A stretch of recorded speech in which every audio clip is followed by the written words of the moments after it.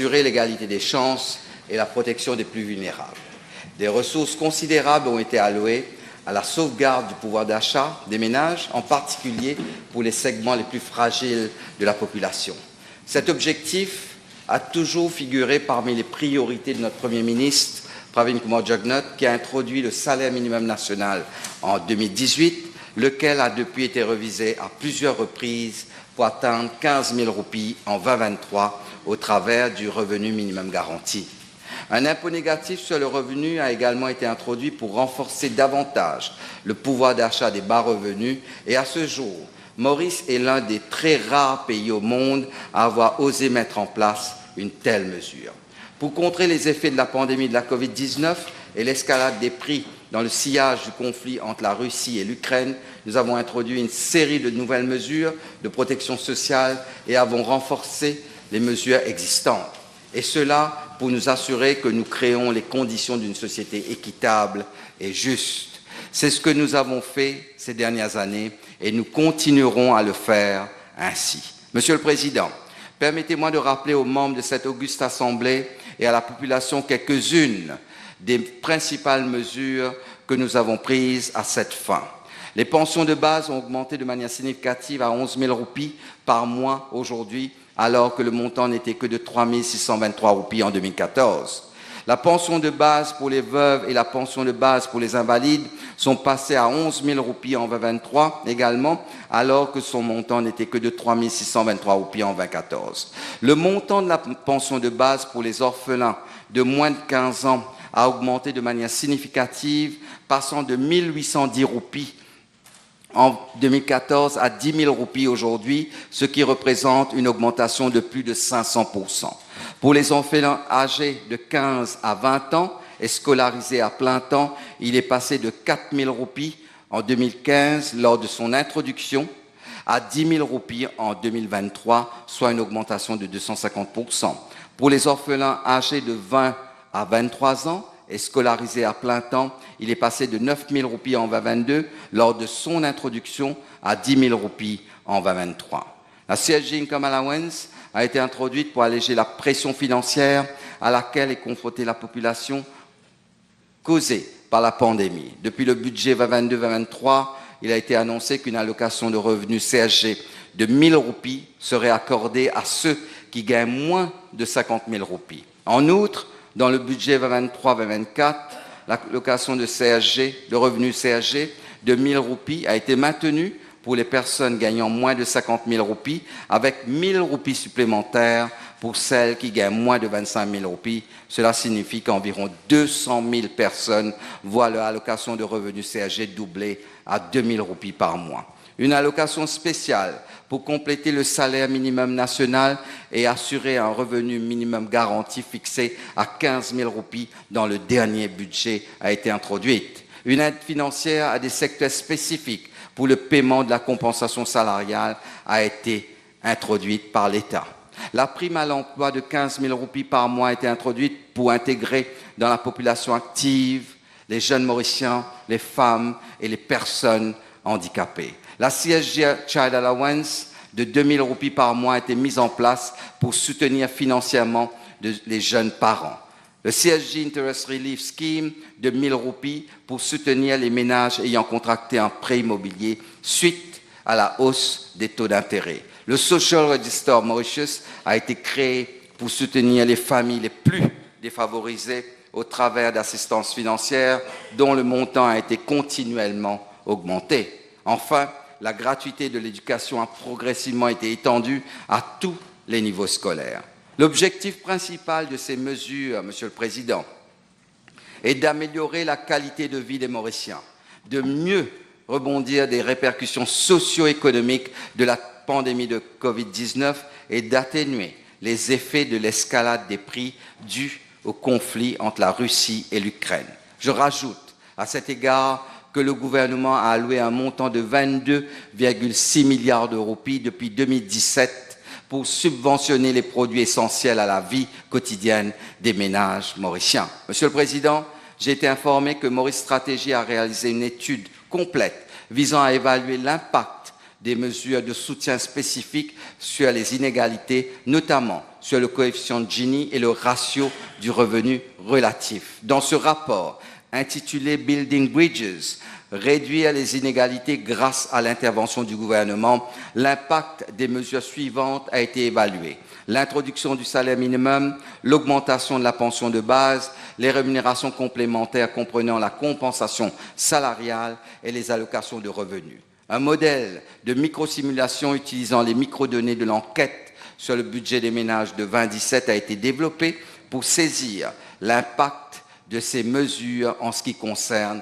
le coefficient de Gini, qui est une mesure de l'inégalité des revenus ou de la richesse au sein d'une population, quantifiant la distribution des revenus ou de la richesse dans un groupe spécifique. Il est compris entre 0 et 1, 0 représentant l'égalité parfaite et 1 l'inégalité parfaite. Le coefficient de Gini a été estimé avant et après l'introduction des mesures.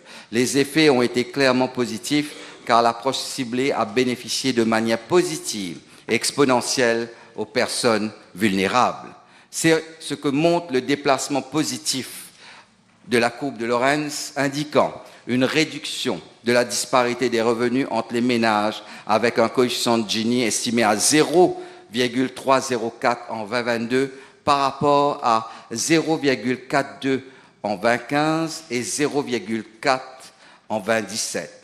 Sur la base de l'analyse, les rémunérations complémentaires annuelles sont estimées comme le principal facteur d'amélioration de l'indice de Gini à 39,9%, suivi par les allocations CSG, 26,6%, une augmentation de la pension de retraite de base, 16,9%, et le salaire minimum, 12,2%. Monsieur le Président, le rapport mentionne également que les compensations salariales ont été substantielles ces dernières années et que le fait qu'il s'agisse de montants forfaitaires plutôt que de montants ad valorem a contribué à réduire l'écart. Les prestations de la CSG ont été ciblées sur les catégories à faible revenu, ce qui a eu un effet égalisateur similaire à celui des compensations salariales. En outre, l'étude a démontré que la part des revenus cumulés des 10% les plus riches par rapport aux 10% les plus pauvres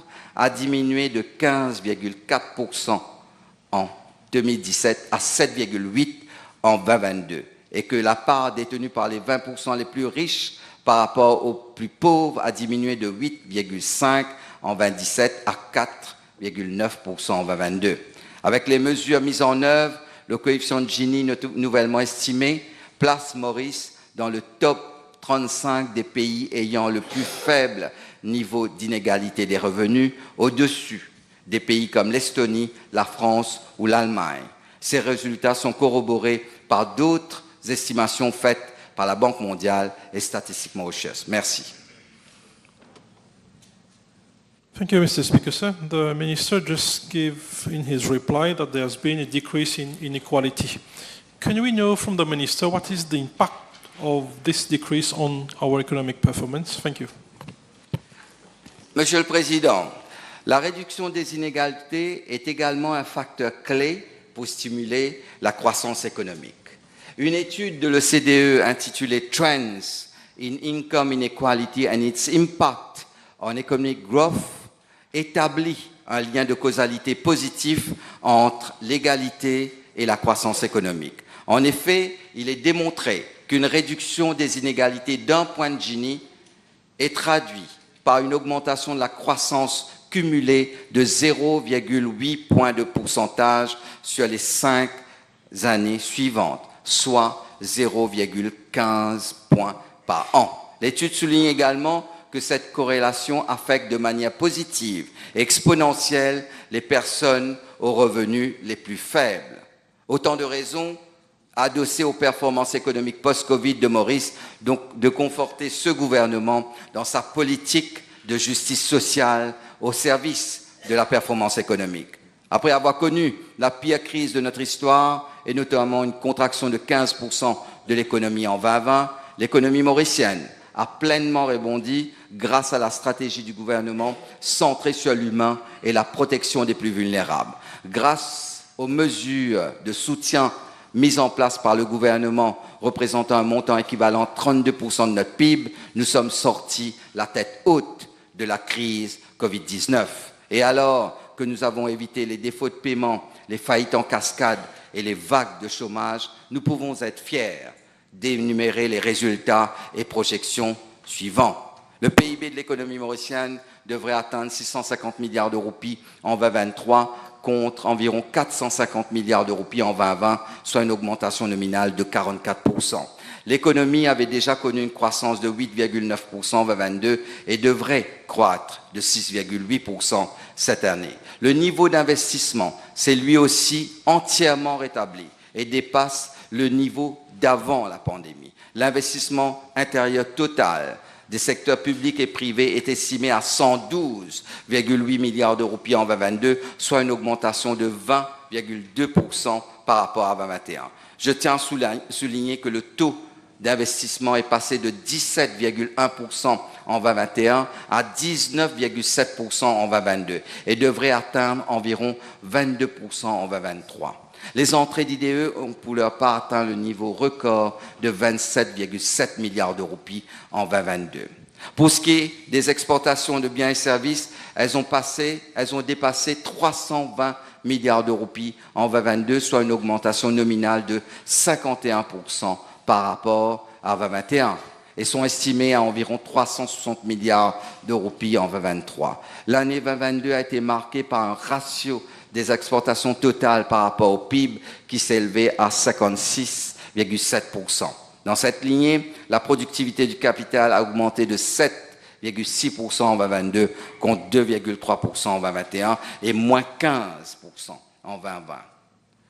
En outre, la dette du secteur public en pourcentage du PIB a été considérablement réduite, passant de 91,9% en juin 2021 à 79,6% à la fin du mois de septembre 2023. Merci, Monsieur le Président. Thank you, Mr. Speaker. The Minister mentioned and enumerated on the strategy of government. Moving forward, can the Minister inform the House, is the economic policy sustainable? Thank you. Monsieur le Président, la preuve est faite par les résultats produits par cette politique, avec le taux de croissance, le niveau des investissements, le niveau des exports et surtout par rapport au taux de chômage. Le taux de chômage a diminué à 6,4% au deuxième trimestre de 2023. Ce chiffre n'a jamais été atteint au cours des 25 dernières années. Donc oui, cette politique est soutenable et durable et souhaitée par le gouvernement à long terme. Merci, Monsieur le Président. Next question. B1529.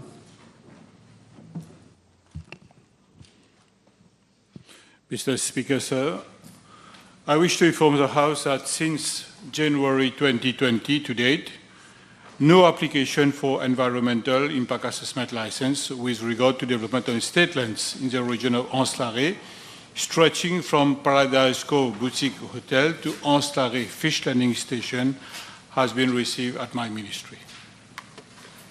Next question on MP Antil. No. The answer is no. The Minister said no with regard to application for environmental impact assessment licenses in the region.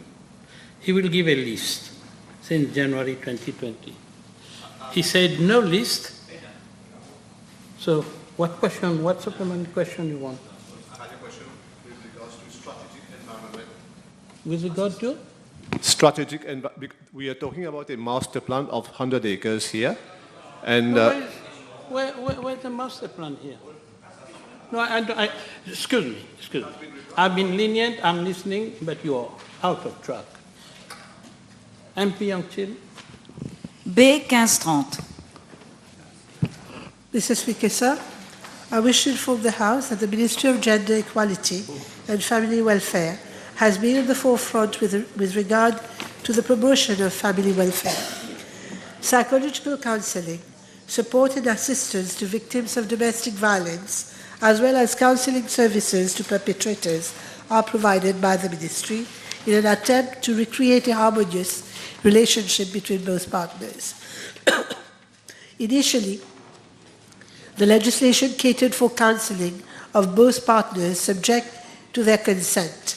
Section 13 of the Protection Against Domestic Violence Act now provides for the court to order a perpetrator to attend counseling sessions organized by the ministry based on his antecedents, mental and psychological conditions, age and health, amongst others. Mr. Speaker, sir, in addition to the legal provisions, the Family Welfare and Protection Unit of the Ministry of Gender Equality and Family Welfare also conducts awareness-raising campaigns using its network of social welfare centers, women empowerment centers, community centers, and through the NBC TV, social media, radio, and other platforms. Since 2019, the Ministry is also collaborating with the Prime Minister's Office through the Ensemble avec CSU to conduct weekly awareness campaigns at community level throughout the island. Moreover, the Men as Caring Partners program is being implemented since 2022 to raise awareness at community level on issues pertaining to parenthood, conflict management, sexual and reproductive health, balancing work-life, family life, as well as budget management. Further, in collaboration with the Council of Religions, as from 2021, training sessions on gender-based violence and their implications are being organized, targeting opinion leaders in the community. Mr. Speaker, sir, the Ministry also works in close collaboration with the Ministry of Health and Wellness, the Mauritius Police Force. A national protocol on gender-based violence, which is a set of policies, procedures, and agreements to be followed by the above stakeholders involved in gender-based violence cases, will be signed shortly. It is a resource document intended to assist us with the reporting, protection, care and support services, prevention and management of gender-based violence cases. Sensitization programs are also organized in schools and other educational institutions. In addition, Mr. Speaker, sir, the Ministry is working on a program with perpetrators on anger management and conflict resolution. The aim is to ensure responsible partnership in their relationships. Je vous remercie, Monsieur le Président.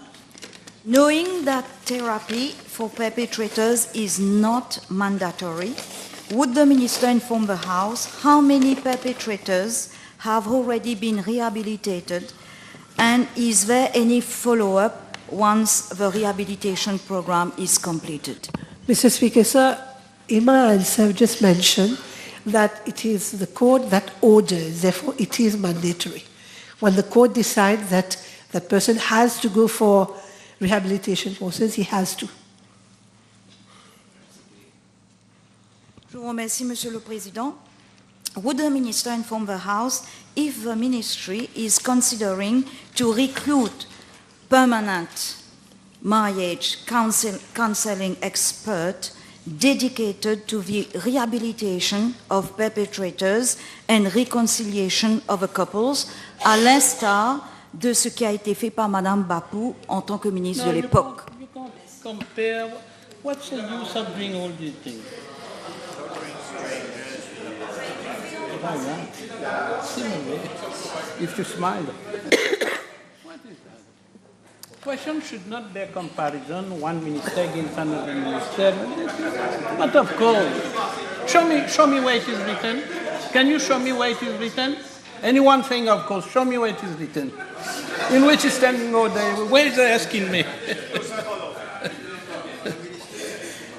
Okay, you may answer the first part. Sir, I'm not aware whether this is in the policy of the ministry or not, but I think that it would be interesting if you could ask a question to the substantive minister once she is back. Next question. B-stroke 1531, please. Mr. Speaker, sir, as we celebrate the World Fisheries Day today, I take this opportunity to wish our fishers a very happy Fisheries Day today. Mr. Speaker, sir, I would refer the Honourable Member to the reply I made to Parliamentary Question number B, 312 of 11 May 2021 from Honourable David on the same subject matter. As highlighted in my reply to that parliamentary question, frozen captain fish, commonly called la perle, is imported to address the issue of shortage of fish on the local market, mainly during the winter months of May to August, when local operators do not normally embark on fishing trips, and also during the festive season in December. As from 2001, the importation of captain has been categorized as controlled species and has been subject to an annual import quota of 800 tons. This decision was taken to protect our local fishing operators and fishers. At that point in time, Mr. Speaker, sir, that is in 2001, there was about 12 industrial fishing vessels operating in the bank fishery with a total annual catch of approximately 3,000 to 4,000 tons yearly. The vessels operating in industrial bank fisheries have, however, gradually stopped their activities, and currently there are no Mauritian flag vessels engaged in industrial fishing for demersal species. It is also to be noted that the two industrial fishing companies, means RPP and the one is SFC, the main suppliers of frozen captain fish, are not operational since January 2021. In 2022, there were 25 fishing vessels operating in the semi-industrial fishery, harvesting a total of 1,060 tons of fish, including 808 tons of white fish, namely capitaine and sacre. From January to October 2023, 29 semi-industrial fishing vessels have been operational and have harvested a total of 869 tons of white fish. The normal monthly consumption of fish is estimated at 500 tons, except for the month of December, when the local consumption rises to 1,000 tons due to festive season. Mr. Speaker, sir, as you may be aware, the tourism sector, so here we would like to congratulate our DPM with regard to the tourism sector contributes significantly to our economy. As at end of September this year, we have already exceeded 1 million tourist arrivals in Mauritius. So given this substantial consumption of fish in hotels, my ministry also cater for this important pillar of our economy. Moreover, the closure of net fishing from October to February of the following year, means every year, also contributes to a monthly deficit of at least 80 tons of fish on the local market. As regards the winter season, the catch of white fish during this period tends to be low due to reduced activities by the semi-industrial fishing vessels in view of unfavorable weather conditions. The local production of fish is thus not sufficient to cope with the ever-increasing demand for fish, both for local and hotel consumption during these particular periods. It should be noted that most of our semi-industrial fishing vessels are equipped to carry chilled fish. There are only 5 semi-industrial vessels which land frozen white fish amounting to 300 tons yearly, compared to 900 tons of chilled fish yearly. Mr. Speaker, sir, with regard to the first part of the question, my ministry has authorized the importation of 300 tons of captain fish for the upcoming festive season, that is from 1st December to 15th of January 2024. The quota has been shared among the registered importers based on their previous performance. I'm tabling the list of importers together with the quota allocated for the forthcoming festive season. Mr. Speaker, sir, with regard to the second part of the question, the registered importers normally send the application for an import permit to import capitaine and sacre, mainly prior to the start of winter or the festive season. When processing the application, my ministry also takes into account the performance of the applicant based on the quantity of fish imported as compared to the quota allocated for the previous season. It is worth noting that in most cases, the importers are unable to import the quantity of fish authorized during this specified period, as these products are not available on the shelf and should be ordered well in advance. Mr. Speaker, sir, as per our records, the quantity of fish imported is normally less than the quota allocated. For instance, for 2021, a total of 367 tons of capitaine was imported for both the winter and festive seasons, whereas for year 22, the amount imported stood at 168 tons for both seasons. So, as you may see, Mr. Speaker, sir, despite the quota is 800,000 tons yearly, this is a quantum that is imported by our importers. Mr. Speaker, sir, I'm tabling the figures for the year 2021, 2022, and the winter season of 2023. Accordingly, Mr. Speaker, sir, when allocating the quota to the registered importers, my ministry takes into account their respective importing capacity. The quota is just apportioned among the importers, and they are then informed by my ministry that they may proceed with application for an import permit through the online trade net portal. The import permit delivered by my ministry is valid only for the period that the import of capitaine fish is authorized. Moreover, each consignment of imported capitaine is verified by the import and export unit of my ministry to ascertain that the amount of fish imported does not exceed the quota allocated and that the other species of fish is not illegally included in their consignment. The Honourable Minister for his comprehensive reply.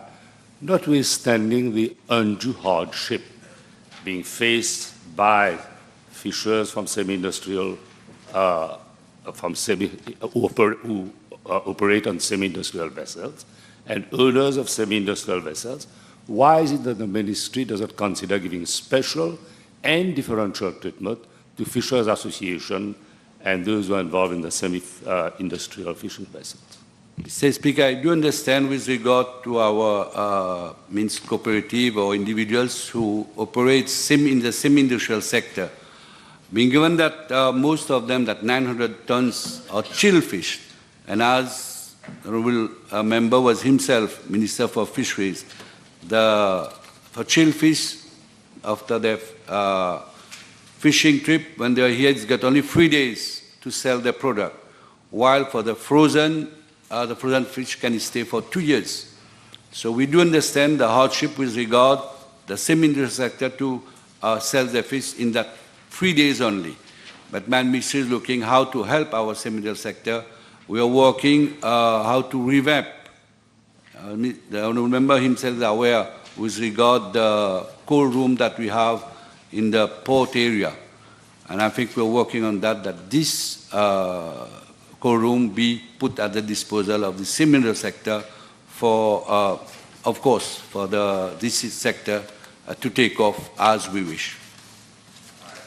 Can I reiterate what I've said?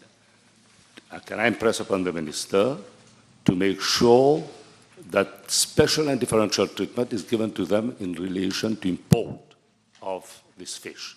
At least, they can make up for shortfall in revenue, and at least they can make a decent living.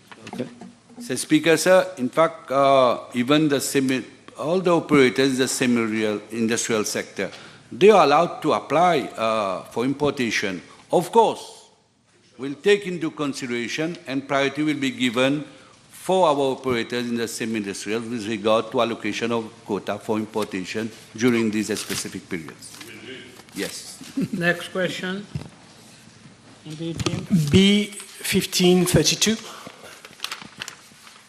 Mr. Speaker, sir, I am informed by the State Trading Corporation that with regard to claims put forward by Betamax Limited in connection with the arbitration proceedings and court cases, a claim of 2,524,400.77 pounds sterling for costs was put before the Judicial Committee of the Privy Council.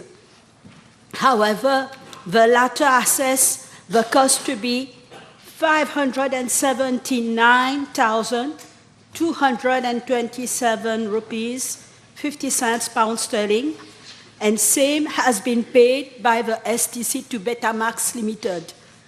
With regard to the claims of costs in the Supreme Court of Mauritius, Betamax Limited had served a notice for same to STC, but on the 10th of March 2023, the STC was informed by its legal team that the application was removed with no order to costs. On the 20th October 2023, I am informed that the STC received a claim from Betamax Limited for payment of costs incurred in the Supreme Court of Mauritius amounting to 75 million rupees, and same has been transferred to the legal team of the STC for advice. Mr. Speaker, sir, with respect to the part A of the question, I am tabling the name of the legal advisors of the STC. Regarding part B of the question, that is, the fees paid to the legal advisors in each case, I am informed by the STC that the following amount was paid in each respective case. Number 8, Singapore International Arbitration Center, 69,491,167 rupees and 72 cents. With respect to High Court of Karnataka, 13,267,290 rupees and 31 cents. With respect to the Supreme Court of Mauritius, 27,954,901 rupees and 3 cents. And concerning Judicial Committee of the Privy Council, 43,443,426 rupees and 73 cents.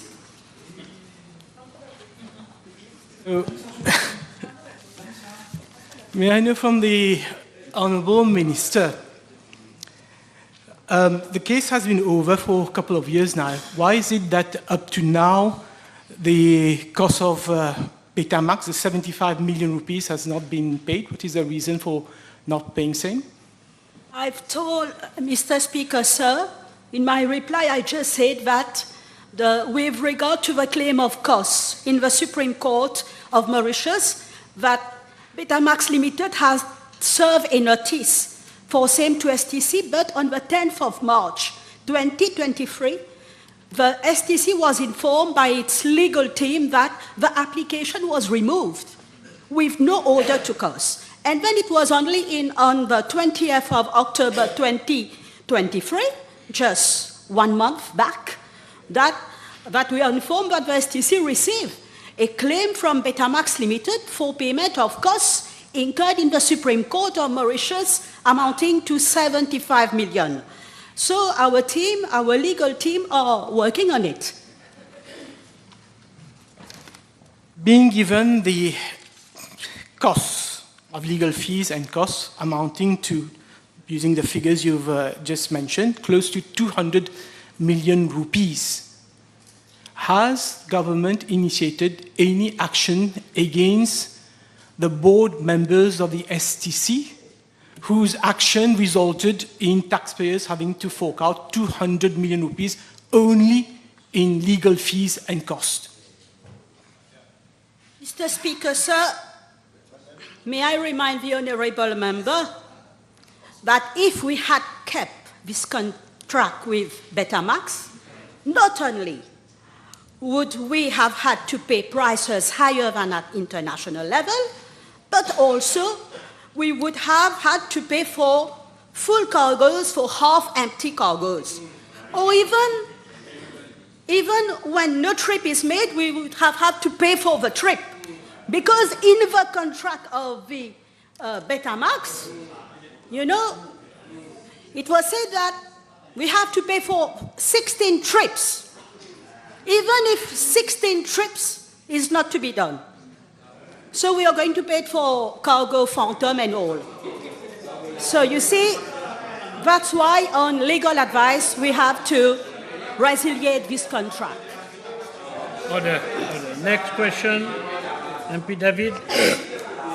B 1533. Mr. Speaker, sir, with a view to offering a financial support to the actors of the cultural and creative sectors and to further develop their artistic talent and create new art productions, a number of financial assistance schemes have been put in place by my ministry. And these are assistance for the production of audio album, general assistance scheme, international travel grant scheme, scheme for participation in international competition, scheme for participation in international award ceremonies, film assistance scheme, purchase of book scheme, and artist incubator scheme. In addition to the above schemes, which are operated under the ministry, other financial grants are offered to artists under the National Arts Fund following calls for projects. These are the Emerging Talent Grant, the Production Grant, Capacity Building Grant, Research Grant, and finally the Digital Creative Art Grant. The President's Fund for Creative Writing, which operates under the aegis of the Ministry, and whose objective is to promote and preserve the creative writings in all languages, written and spoken in Mauritius, also offers two schemes, namely a financial assistance of 30,000 rupees to authors for the publication of their books, and a scheme for the publication of the books of authors by the fund itself. Mr. Speaker, sir, with regard to part A of the question, I'm informed that 295 artists have benefited from all the above mentioned schemes for the financial year 2022-2023. Concerning part Roman 1 of the question, an amount of around 16.6 million rupees have been disbursed. With regards to Roman 2 and B of the question, with your permission, Mr. Speaker, sir, I'm tabling the list of the grant and the number of beneficiaries together with the respective quantum of funds dished out for each beneficiary.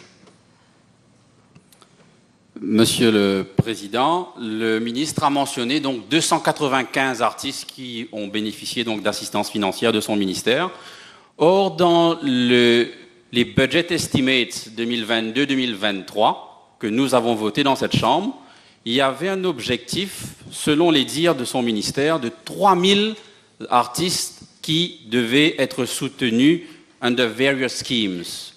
Or, les résultats démontrés aujourd'hui par le ministre, c'est 10 fois moins d'artistes et pour une valeur qui me semble être supérieure car nous avions voté à l'époque un budget de 12 millions de roupies sous ces différents schemes. Le ministre peut-il nous expliquer la disparité entre les chiffres prévus et finalement réalisés?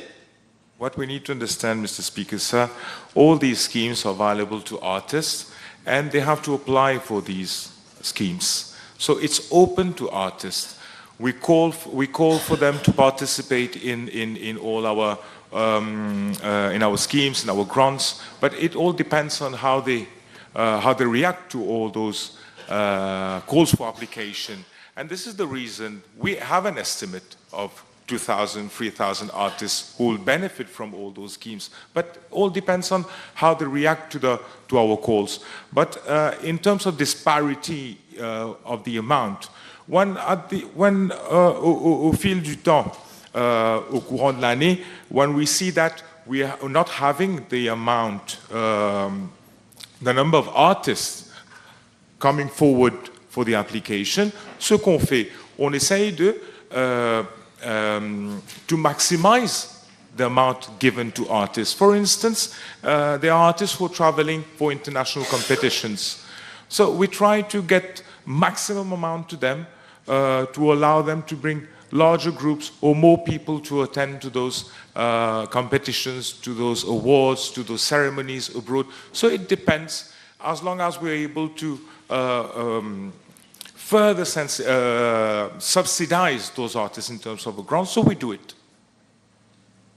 Le ministre a-t-il un chiffre sur le nombre d'artistes qui ont déposé un dossier de candidature pour pouvoir bénéficier d'assistance financière et dont les applications ont été rejetées?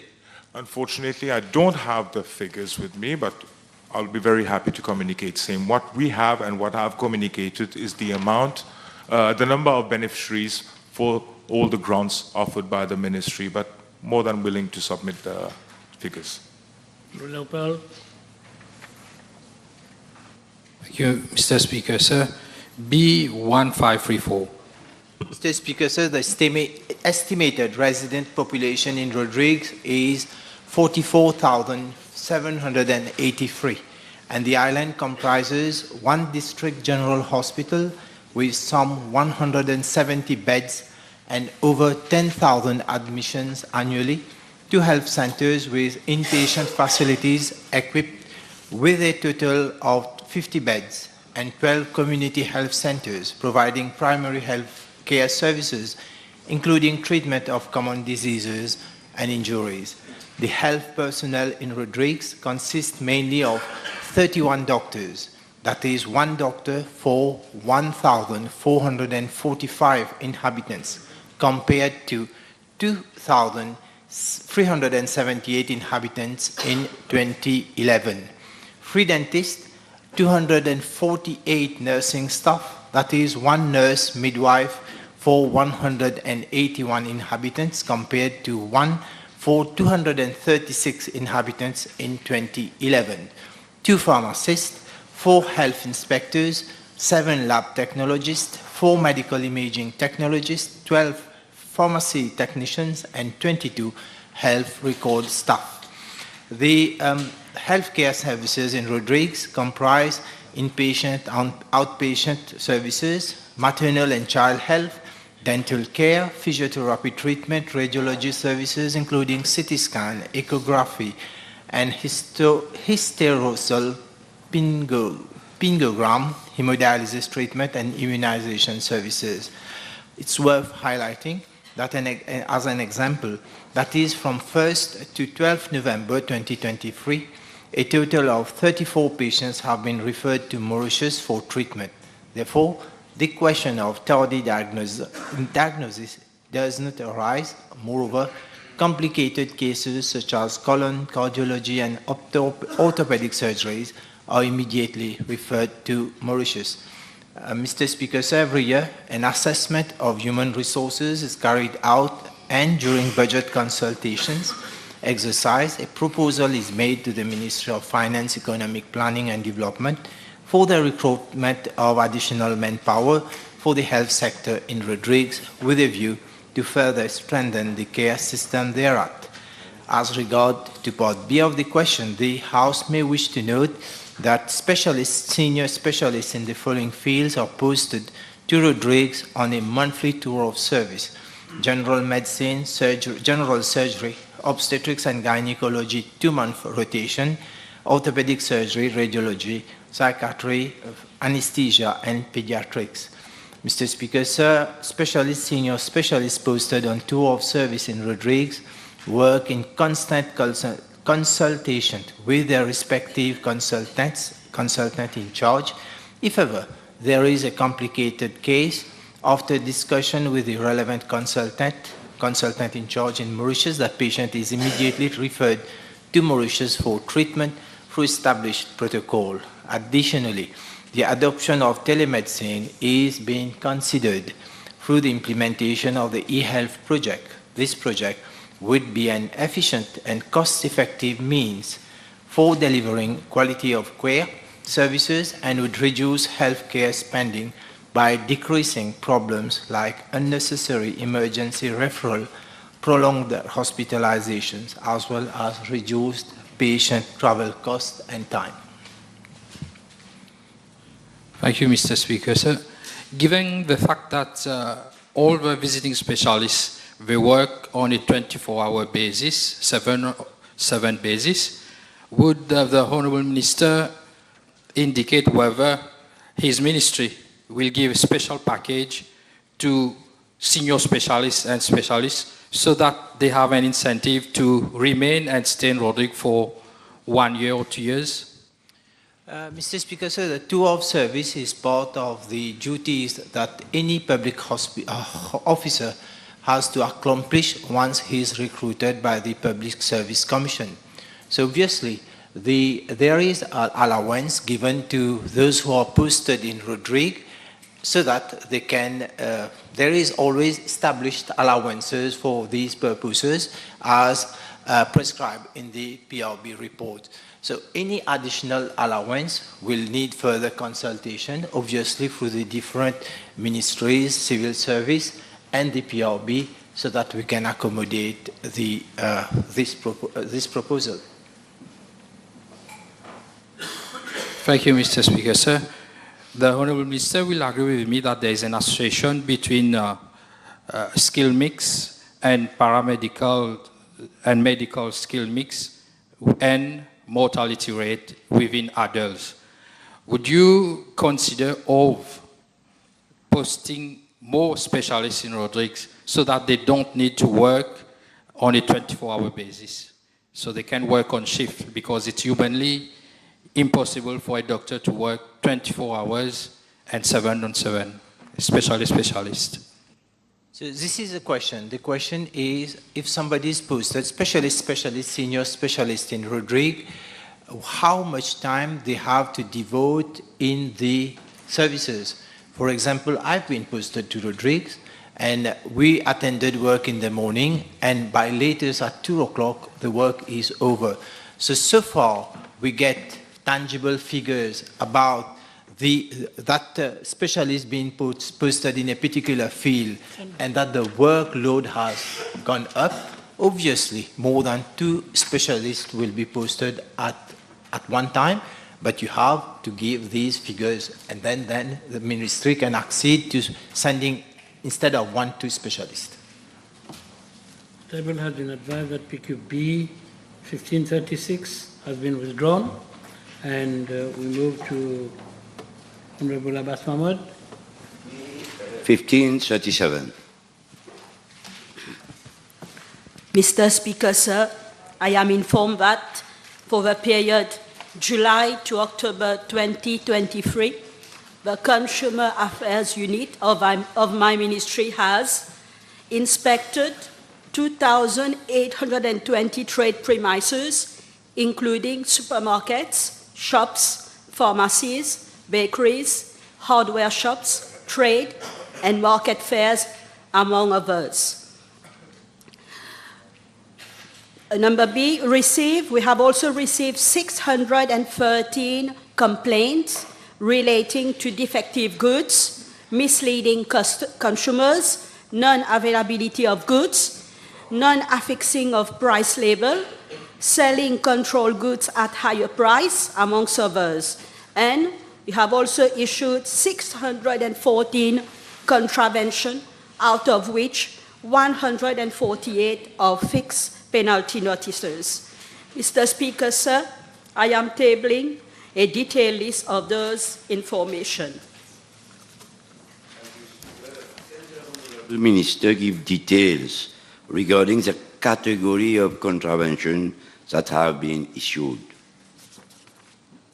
Mr. Speaker, sir, the contraventions issued are mainly for failing to affix price labels, failing to submit return of cost, selling goods at higher price, using LPG in small cylinders other than for domestic use, and misleading price indication.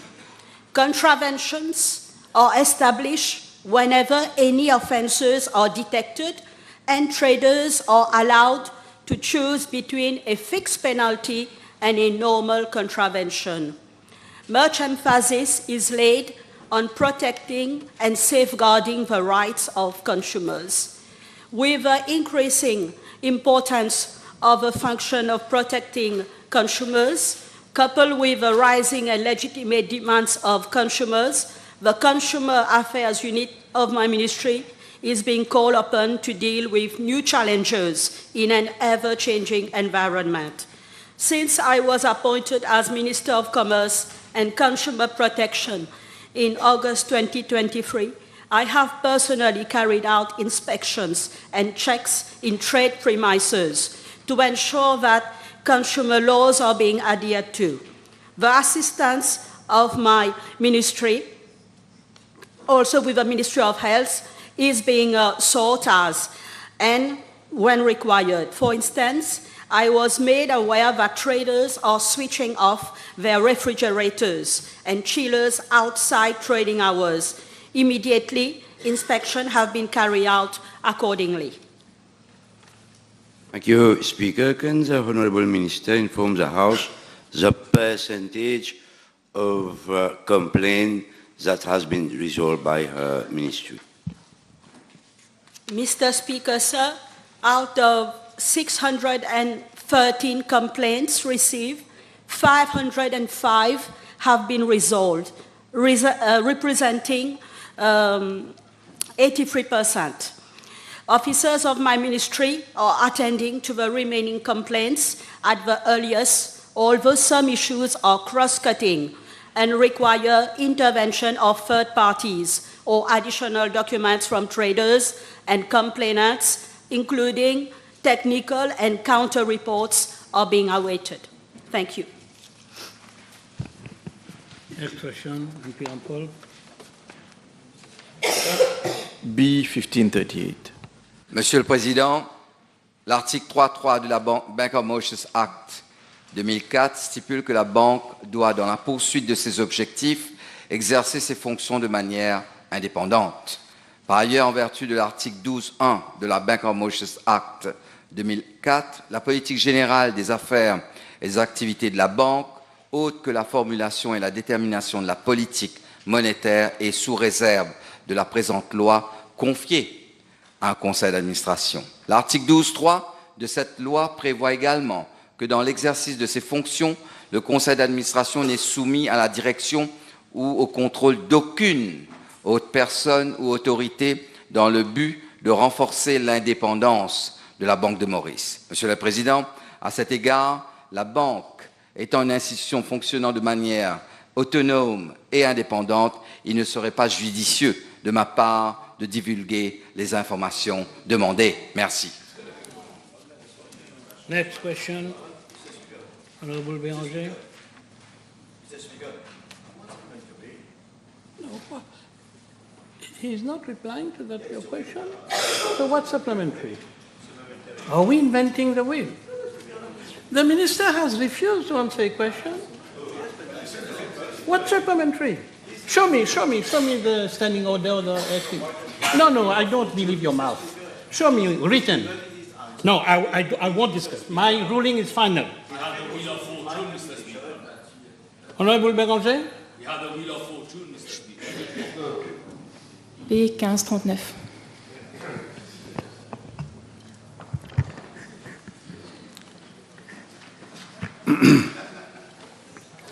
Mr. Speaker, sir, in my reply to PQB 1176 at our sitting of Tuesday, 17th October 2023, I had informed the House that for utility-scale energy generation, the Central Electricity Board invites bids through open advertised international bidding in order to obtain value for money and for greater competition and transparency. I had also informed the House that this was not the case during the period 2005 to 2014, when arrangements for the purchase of energy were entered into directly with interested parties such as Saraco PVP Company Limited and City Power. Mr. Speaker, sir, one of the objectives of energy transition is to reduce our dependence on fossil fuels and at the same time encourage a greater democratization of the energy sector. To this end, the Central Electricity Board has, over the recent years, launched several schemes for small, medium, and large prosumers and producers. A major challenge for large-scale RE utility projects remains the availability of land. We are all aware of the historical structure of land ownership in Mauritius. Large extents of land is concentrated in the hands of a few private sector operators. Mr. Speaker, sir, the Renewable Energy Roadmap approved by government provides for deployment of different renewable energy technologies such as solar PV, including floating PV, wind, both onshore and offshore, and marine technologies. In this context, the Central Electricity Board launched an international bidding exercise for the setting up of renewable energy hybrid facilities. These projects have been designed to generate firm power in our endeavor to gradually phase out the use of coal in our energy mix. 5 bidders participated in the exercise, namely Corex Solar International Mauritius, Q-Air International, Green Yellow, Aquo Austral Mauritius Limited, and Omnicane Calise JV Limited. On the 31st January 2023, as I had already informed the House in my reply to the aforementioned PQ, the Central Electricity Board awarded to Corex Solar International Mauritius Limited 2 contracts for the setting up of 30 megawatt renewable energy hybrid facility, REHF, which were found by the bid evaluation committee and the tender committee at the Central Electricity Board to be the lowest evaluated substantially responsive bids. The purchasing tariff was USD 0.0786 and MUR 0.9387, equivalent to rupees 5.009. Thereafter, Corex Solar International Mauritius Limited signed 2 power purchase agreements with the Central Electricity Board on the 15th of February 2023 for the installation of both renewable energy hybrid facilities projects of 30 megawatt each. The investment by the promoter is estimated at around 5 billion rupees from its funds. Mr. Speaker, sir, according to the provisions of the power purchase agreements, that is the PPA, Corex Solar International Mauritius Limited had a period of 9 months as from 15th February 2023, that is up to 14th November 2023, to achieve the conditions precedents specified in clause 3.1.2 of the power purchase agreement. I am informed by the Central Electricity Board that Corex Solar International Mauritius Limited has on 15th March 2023 submitted 2 development securities as part of condition precedents for a total amount of 180 million rupees for the 2 renewable energy hybrid facilities projects. I am further informed that as at 14th November 2023, Correct Solar International Mauritius Limited had provided the Central Electricity Board a letter of commitment in respect of the lease of 2 lots of land at Baie du Tombeau for the purpose of these projects, together with a title deed from the landowner. As per condition precedents under clause 3.1.2, documentary evidence of a clear title and possession of the site has not been submitted. The necessary clearances and financial close have not been executed. Mr. Speaker, sir, on the 13th November 2023, the Central Electricity Board wrote to Correct Solar International Mauritius to request for updates on the status of both projects, reminding the company that in line with Section 3.2.1 of the PPA, delay damages would be applicable if any of the conditions precedent is not fulfilled by the long stop date of 14th November 2023.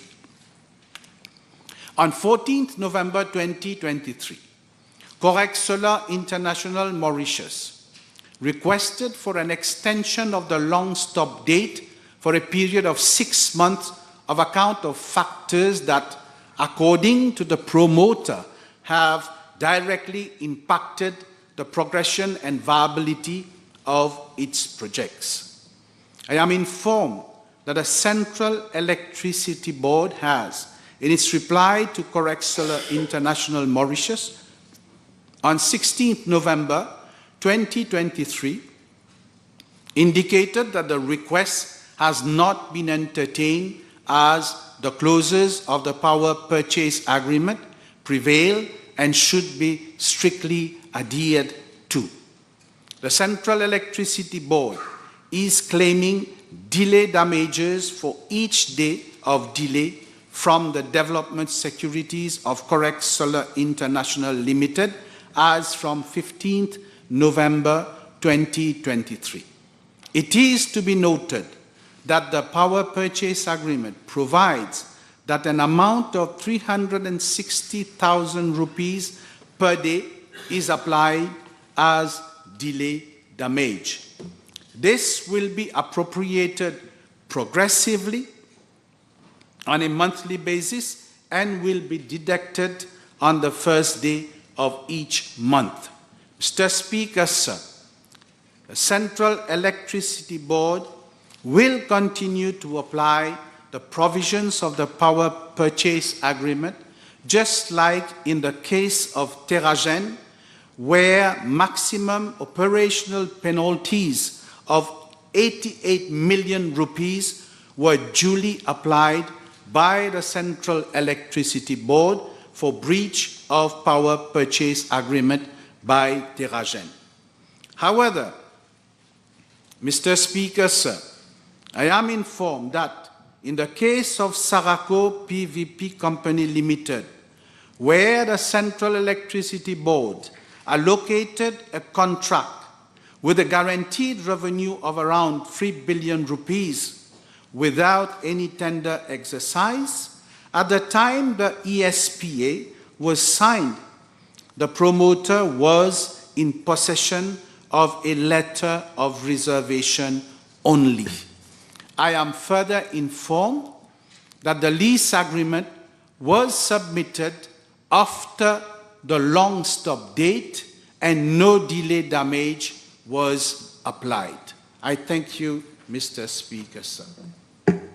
L'honorable ministre peut-il déposer sur la table une copie du Power Purchase Agreement, s'il vous plaît?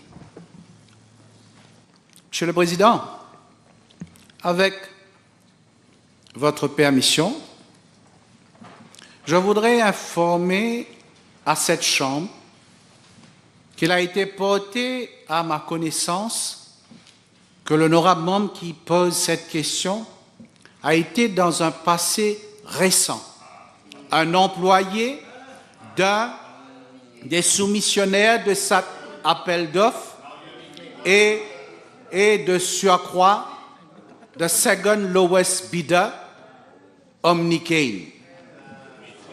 And Mr. Speaker, sir, our rules have it, and I refer to the House of Commons, with regard to notice of questions. Declaration of relevant interest is required when giving notice of a question for oral or written answer, including urgent questions. I refer you also, Mr. Speaker, sir, to another declaration of interest that is with regard to debate. In a debate, a member is required to declare any relevant pecuniary interest or benefit of whatever nature, whether direct or indirect, that he may have had, may have, or may be expecting to have. Mr. Speaker, sir, this is what this is. I'll reply to your question. Order. I'll reply to your question. Our rules, Mr. Speaker, are fundamental. Et je ne voudrais pas qu'un membre déroge des règlements de ce Parlement. Je vais répondre à la question, but she has to declare her interest if what has been brought to my knowledge is correct. Okay, you made your point. You made your point. Don't rush, don't rush. Let me give my ruling.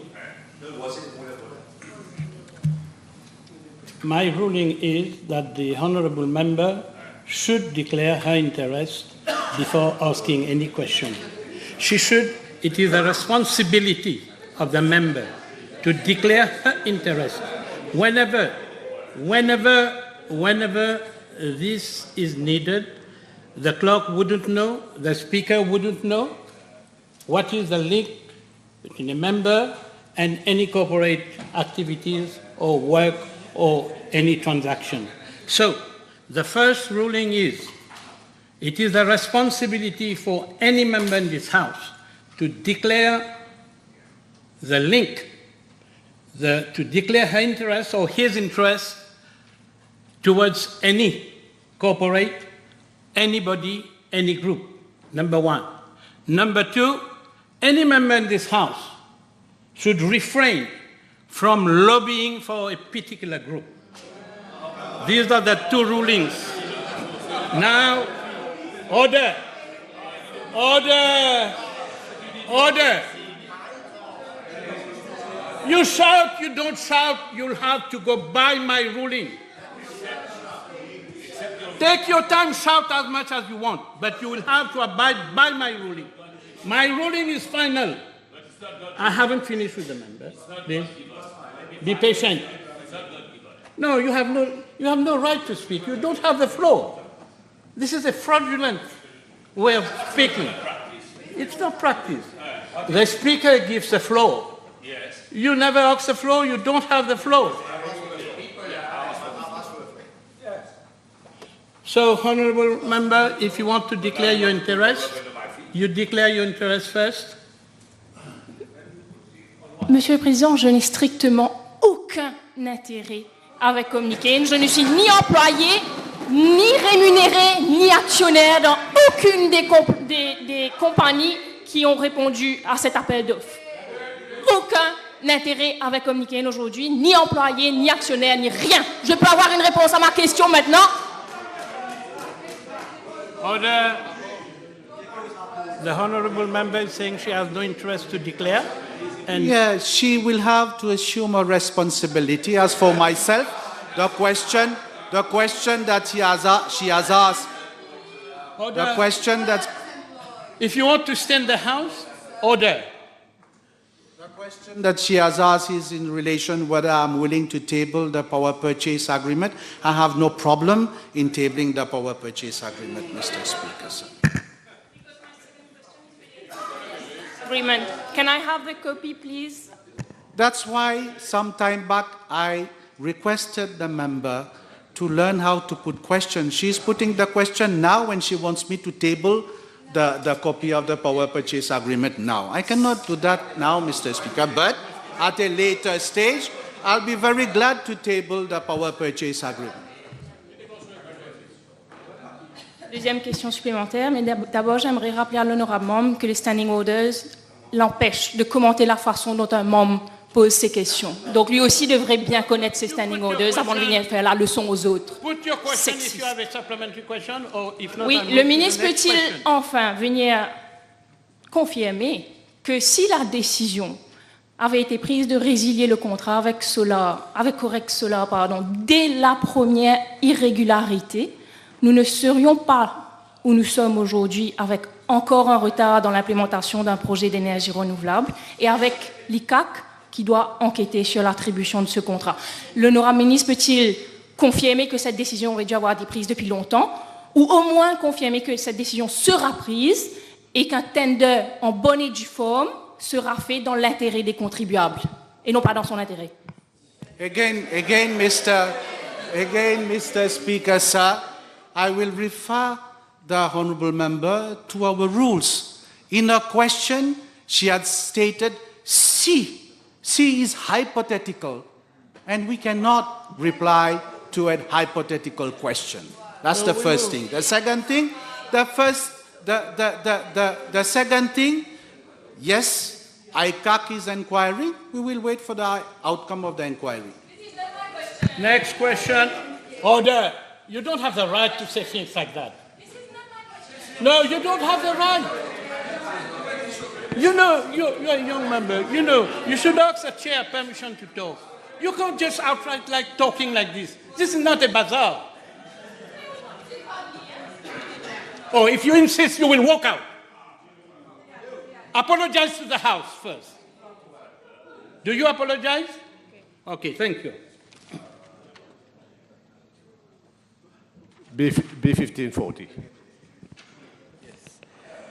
Mr. Speaker, sir, I propose to reply to PQ B1540 and B1555 together, since they relate to the same subject matter. I wish to inform the House that my office has sought and obtained information from the Office of the Honourable Acting Master and Registrar on this subject matter, and the information is as follows.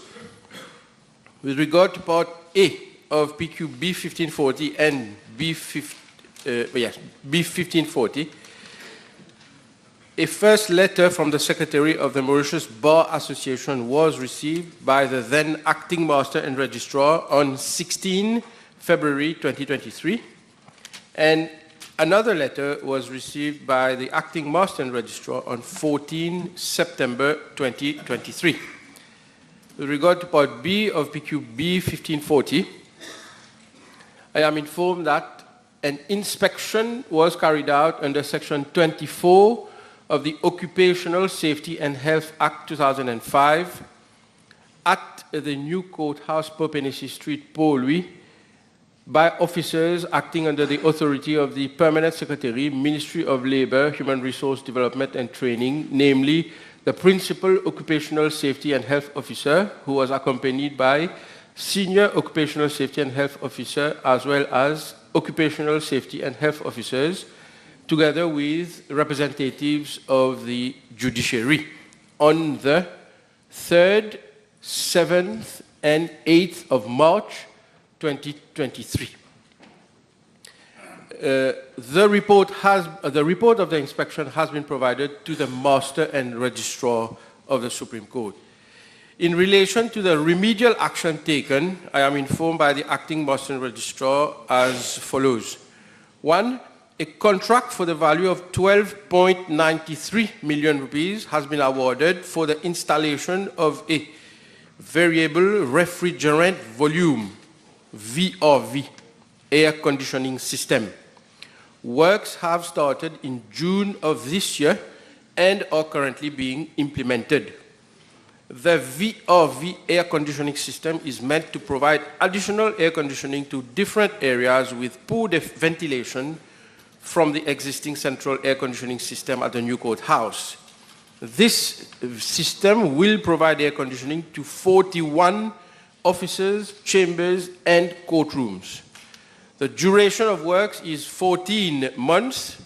Expected completion date is July next year. 2. Another tender exercise is being carried out for the installation of additional ventilation equipment for all courtrooms of the new courthouse. 3. A tendering exercise will be launched for repairs to the central air conditioning system at New Courthouse. Tenders will be floated for repairs by December of this year. Mr. Speaker, sir, I am also informed by the acting Boston Registrar that the following long-term measures are also envisaged, namely a replacement of the current central air conditioning system by another air conditioning system. And in this respect, terms of reference are being prepared for the appointment of a consultant for the project preparation and implementation. Thank you, Mr. Speaker, sir. Section 7 of the Occupational Safety and Health Act, in respect of effective and suitable provision for adequate ventilation, talks about comfortable temperature and adequate ventilation. Can I ask the Honourable Minister, since he knows his law and that the judiciary is currently in breach of the same law, in as much as magistrates and court employees are employed by the judiciary, to tell us at least, since he's not willing to table the report, the self and safety report, to tell us at least what the report says about the current state of affairs and the conclusion thereat. I do not subscribe to the opinion of the honourable member stating that the judiciary is in breach of the law. I am not in a position to say whether they are in breach or not. That is another matter. With respect to the inspection carried out on the Occupational Safety and Health Act, I have informed the House that inspections were carried out on 3rd, 7th, and 8th of March of this year. The report has been provided to the Master. I am informed that the recommendations of the report are being implemented. It is all I can say, Mr. Speaker, sir. Insofar as tabling that report, I have to say that the report contains correspondences exchanged with the Master. I do not propose to table such a report. Next question. MP Boda.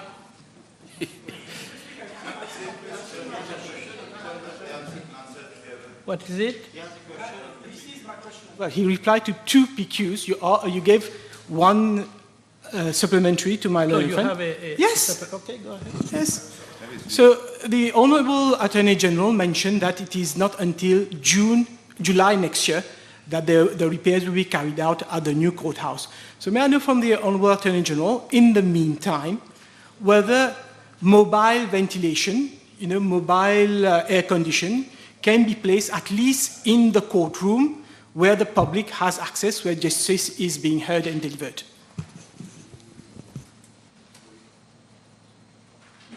Once I have the mic, yes. I said that the works are ongoing. The completion date is July 2024. This is what I have been provided, Mr. Speaker, sir. The works have started in June of this year and are being implemented for a duration of works of 14 months with a completion date of July 2024. Now, whether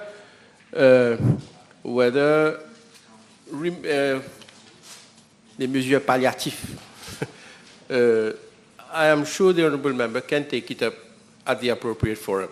But I will also take it up with the Acting Master. MP Boda. Thank you, Mr. Speaker, sir. B1541. Mr. Speaker, sir, I wish to draw the attention of the Honourable Member that in Budget Estimate 2023-2024, under Word 15.1, Item 31,113.003, subsection U, provision has been made for consultancy in respect to the M1, M3 link road at Hillcrest. This, of course, implies that government has already considered and included in its agenda the implementation of the project. In fact, since the opening of the Hillcrest flyover in 2021, my ministry has been looking into the possibility of connecting M1 to M3 at Hillcrest. With your permission, Mr. Speaker, sir, I will give some detail on the project itself. In fact, it comprises, firstly, the construction of a dual carriageway over a length of 2 kilometers and an interchange to link motorway M1 at Hillcrest to motorway M3 at Trianon.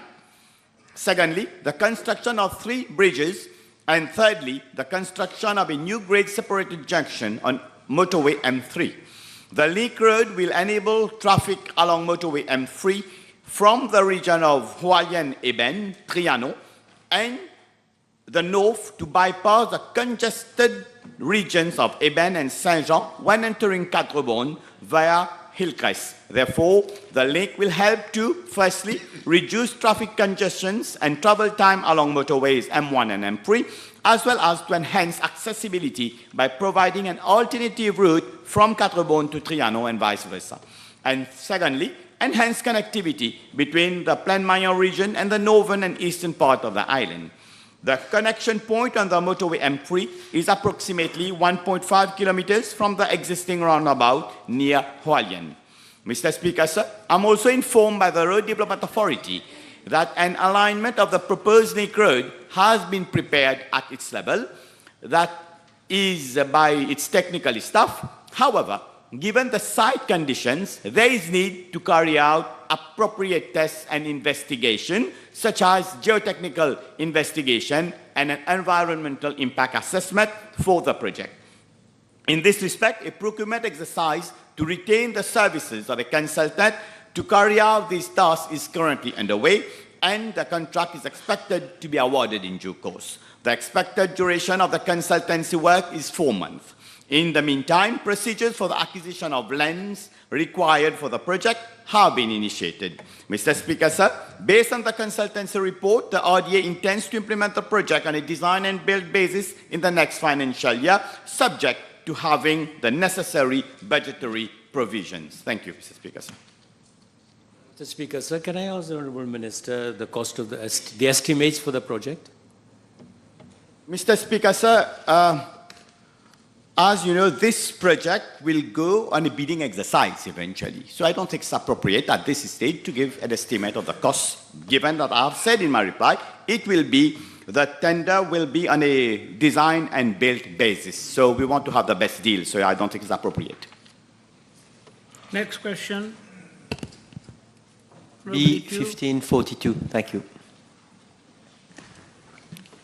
Mr. Speaker, sir, in my reply to PQB 1176 at our sitting of Tuesday, 17th October 2023, I had informed the House of the lack of concern for transparency prevailing at the Central Electricity Board between the years 2005 to 2014, when it was the practice to award huge contracts for utility-scale projects, either directly to a promoter or as a result of unsolicited bids from interested parties. I also cited 2 examples, and Saraco PVP Company Limited is one of them. Mr. Speaker, sir, I am informed that on 24th April 2012, the Central Electricity Board had received an unsolicited bid from Saraco PVP Company Limited for the supply of energy through the installation of a renewable energy facility of 15 megawatt. Thereafter, negotiations and discussions were held between both parties. On 20th May 2013, the Central Electricity Board approved the signature of the agreement with Saraco PVP Company Limited, and on 21st of May 2013, the Central Electricity Board signed the Energy Supply and Purchase Agreement, that is the ESPA, with Saraco PVP Company Limited for the development construction and operation of a 15 megawatt photovoltaic farm at Bamboo for an investment of around 1.1 billion rupees. The main shareholders of Saraco PVP Company Limited are Mr. S.S.S.S. with 85% of shares and Toba Solar Mauritius with 15%. Monsieur le Président, les promoteurs de Saraco ont bénéficié de toutes sortes de privilèges du gouvernement d'alors. Comparé aux appels d'offres lancés récemment par le CEB, où les promoteurs doivent acheter ou louer un terrain pour leur projet, Saraco avait obtenu du gouvernement un terrain de 80 arpents à la ferme Bambou à un prix dérisoire et seulement 50 arpents sont utilisés pour le besoin du projet photovoltaïque. Monsieur le Président, le contrat alloué à Saraco peut être qualifié d'éloquent. L'une des clauses des conditions précédentes exige du promoteur, et je cite, « Seller shall provide amongst other conditions precedent documentary evidence of the clear title and possession of the site in the name of seller, including any right-of-way for seller interconnection facilities within 90 days from the signature of the ESPA. » Le CEB à l'époque avait exigé du promoteur de produire des preuves de propriété alors que le gouvernement d'alors avait déjà réservé un terrain pour la compagnie Saraco à Bambou. Contrairement aux procédures du ESPA, Saraco a soumis son titre de propriété au CEB après le délai de 90 jours. Mais aucune pénalité n'a été appliquée dans ce cas. Malgré toutes ces facilités octroyées à Saraco, le prix auquel le CEB achète de l'énergie de Saraco est loin d'être compétitif et beaucoup plus élevé que le prix du marché. Comme j'ai souligné dans ma réponse à la question B1176, le tarif auquel le CEB achète l'électricité à Saraco est actuellement de 8,03 roupies en comparaison à 2,74 roupies payé à la compagnie Green Yellow qui a été alloué un contrat de 10 MW récemment suite à un exercice d'appel d'offres et les deux cas, Monsieur le Président, sont comparables car ce sont des fermes solaires sans batterie.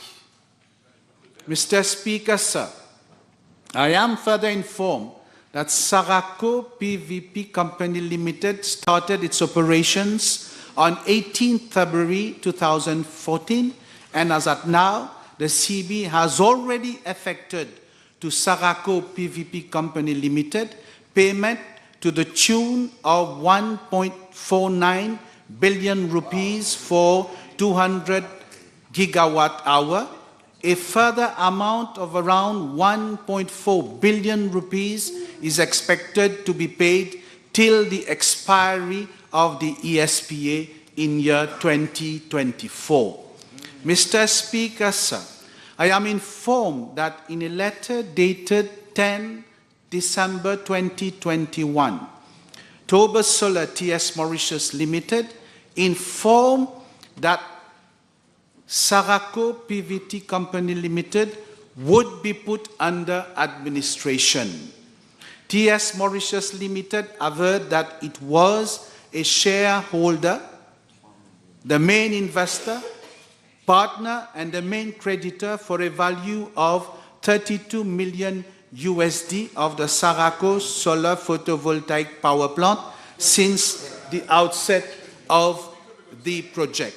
However, Saraco PVT Company Limited defaulted its duties and obligations through late payments in the months of August, September, and November 2021, and failure to effect payment in December 2021 due to alleged malafide acts and doings of one director, Mr. S.S.S.S.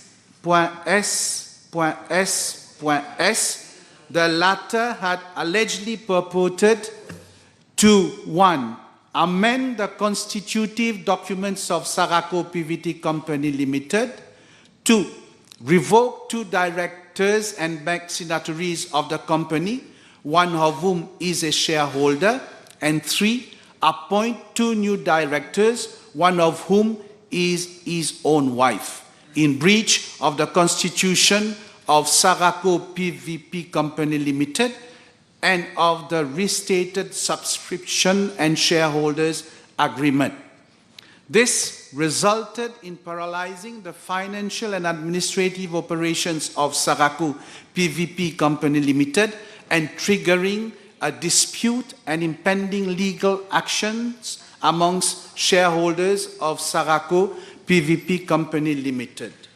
Mr. Speaker, sir, owing to the failure of Saraco PVP Company Limited to honor its obligations under the facility agreement and alleged malafide and unlawful acts of Mr. S.S.S.,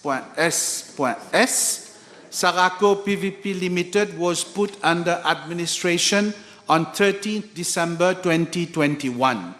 This decision was taken by the shareholders with a view mainly to ensure that Saraco PVP Company Limited does not default on any of its duties and liabilities under the power purchase agreement, as well as to prevent Mr. S.S.S.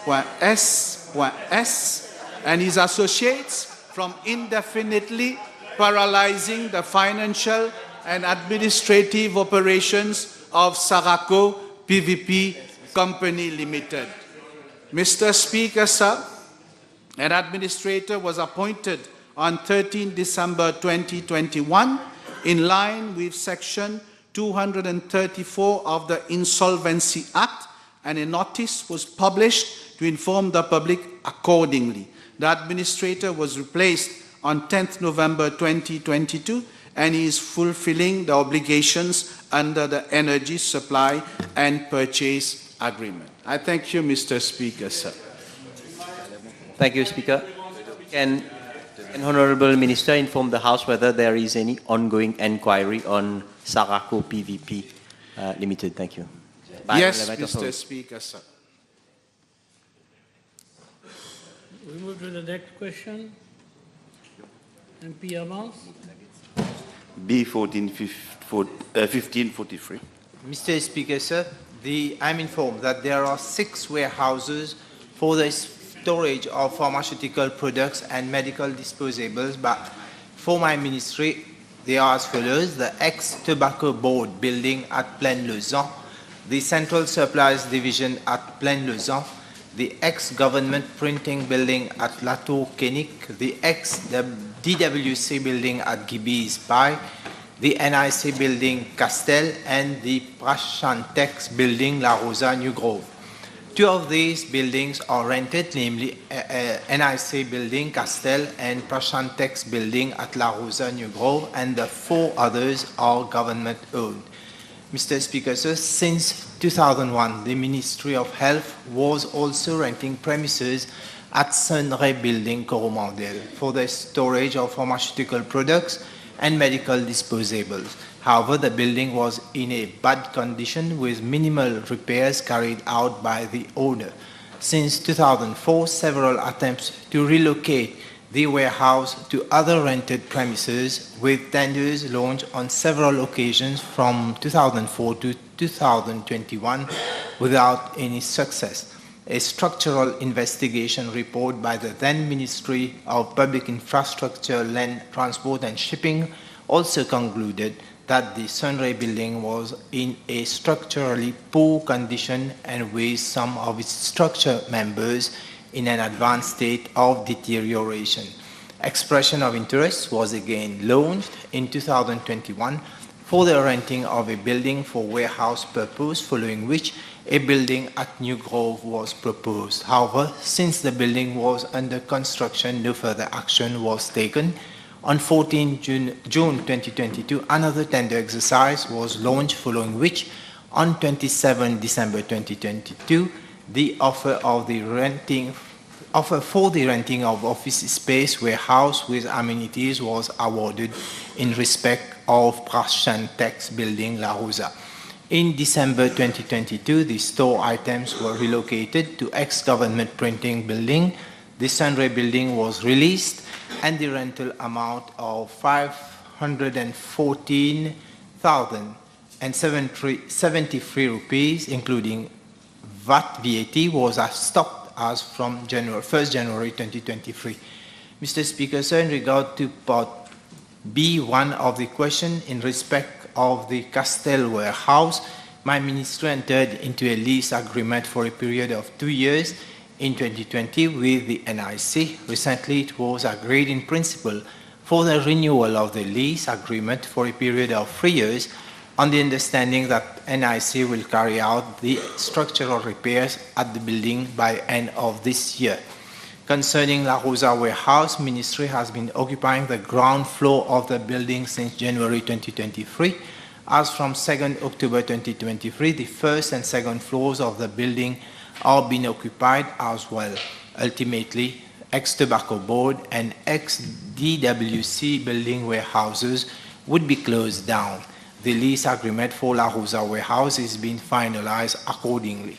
Mr. Speaker, sir, as regards part B of the question, B2 of the question, the amount paid as rental for Castel warehouse and La Rosa warehouse, respectively, as from January 2023 to date, as follows. Castel warehouse, monthly rent amount of 752,100 rupees, VAT included, and for La Rosa warehouse, the monthly rental amount of 1,187,284 rupees and 73 cents, VAT included. Le ministre peut nous confirmer que le bâtiment qui est en location à New Grove, est-ce qu'il peut nous confirmer l'état du bâtiment? Est-ce qu'il a eu un valuation report sur l'état du bâtiment, que le bâtiment est en bon état, qui abrite aujourd'hui le storage de tout ce qui est médicaments? Yes, Mr. Speaker, sir, I believe this exercise will be carried out, but with the recent heavy rainfall, there has been leakage of this building, and the owner has taken the responsibility of doing the repairs and so on. And the same has happened for all the buildings where the warehouses are kept. Yeah. A confirmé dans sa réponse que le tender a été lancé, puis retender, et que le bâtiment de New Grove a été choisi. Est-ce qu'il peut nous confirmer que ce bâtiment appartient à un certain monsieur AS, proche du MSM, et qu'il vient de confirmer que le loyer mensuel est environ de 1 million de roupies? Yes, Mr. Speaker, sir, what I can confirm the value, but I don't have the information for the Prashantex, who is the owner of the plant. I obviously will give you the name of the owner, but at the same time, there has been a tender exercise. With the tender exercise, an evaluation has been carried out, and whoever has tendered for the renting of space by the Ministry of Health, they have to go forward. If ever there has been anything that has not been done following the process, and not like this is an unsolicited bid that we have recently heard, and not that this building is being paid 1 billion rupees for the loss. This one is 1 million, yes, not 1 billion. The table has been advised that PQB 1545, 1547, 1549, 1554, 1558, 1559, 1562, 1563, 1568, 1550, 1560 have been withdrawn. Next question. B 1544, please. Mr. Speaker, sir, I'm informed by the Municipal Council of Vakwa Phoenix that open drain are maintained by in-house labor, while cleaning and maintenance of covered drain are outsourced. With regards to parts A and B of the question, I'm tabling the requested information. As regards to part C of the question, I'm informed by the Municipal Council of Vakwa Phoenix that the total cost incurred for cleaning and maintenance of existing drain is around 15.3 million, which include cleaning work undertaken since 2021 and new work currently being undertaken for this financial year. Open drain, which are cleaned by in-house labor, is done during normal working hours. The Council undertake a yearly survey to assess the status of existing drain. Same is cleaned whenever required. I'm also informed by the Council that the Land Drainage Authority has, on the 18th of September 2023, submitted a new list of drains to be cleaned and maintained by the Council, for which a survey is presently being undertaken to assess the nature of the work prior to preparation of a specification for launching of the bids.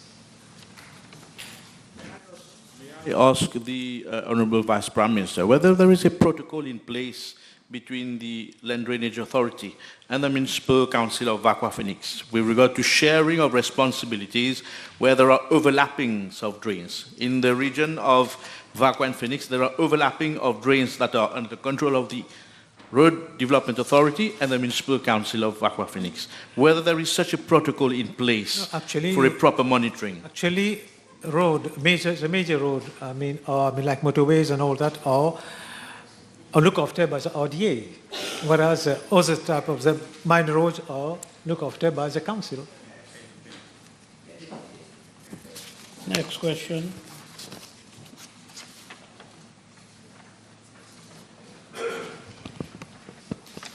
B1546, merci. Mr. Speaker, sir, I'm informed that the Community Development Association of the Résidence Loiseau Community Centre comprises 13 members, the chairperson being Mrs. Linda Lee Buisang. I'm tabling the names of the other members. Excusez-moi, Monsieur le Président, la ministre pourrait-elle indiquer à la Chambre quand exactement le comité a été reconstitué, s'il vous plaît? Merci. Mr. Speaker, sir, I have no idea when the committee was set up, but I haven't finished with my answer. I haven't finished with the answer yet. Alors, selon mes renseignements, le comité... J'ai pas terminé. Okay. Mr. Speaker, sir, with regard to part B of the question, I'm informed that the Sugar Industry Labour Welfare Fund, that the centre is fully operational and recreational activities are regularly organised hereat. The state of the building is monitored by the responsible officers of the centre, and whenever any shortcoming is noted, necessary actions are taken to redress the situation. I'm further informed that works with respect to reparation of plumbing system and electrical wiring have been carried out at the community centre. I'm also apprised that the children's playground has been recently upgraded. Further, procedures are underway for capital projects such as the fencing of the centre and the replacement of tiles and aluminium doors. Mr. Speaker, sir, I'm informed that funds have been provided, have been earmarked for the refurbishment of the centre in the financial year 2023-2024. Thank you. Je vous remercie, Monsieur le Président. Bon, je comprends très bien que ce n'est pas la ministre de tutelle qui est là, et je la remercie pour l'honnêteté qu'elle a eue dans sa réponse. Vraiment. Thank you. Alors, effectivement, les photos que j'ai, moi aussi, parlent d'elles-mêmes. La situation est lamentable. La ministre pourrait-elle clarifier la position de ce ministère face au manque d'attention accordée à ce centre communautaire à Floréal? Mr. Speaker, sir, from the information that I have, there has been funds earmarked to refurbish the centre. So I suppose that works would be, and I've been told that procedures are underway for the implementation of these capital projects. Next question. Sufficiently canvassed. I'm told question B 1551. Honorable Wuchit, it's your question. 1551. 1551.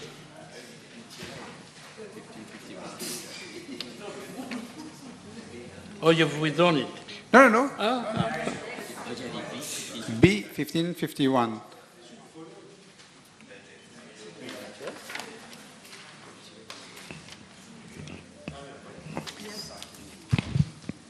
Mr. Speaker, sir, I am informed by the National Social Living Development Limited that the site at Arsenal earmarked for the construction of social housing units is not located on wetland.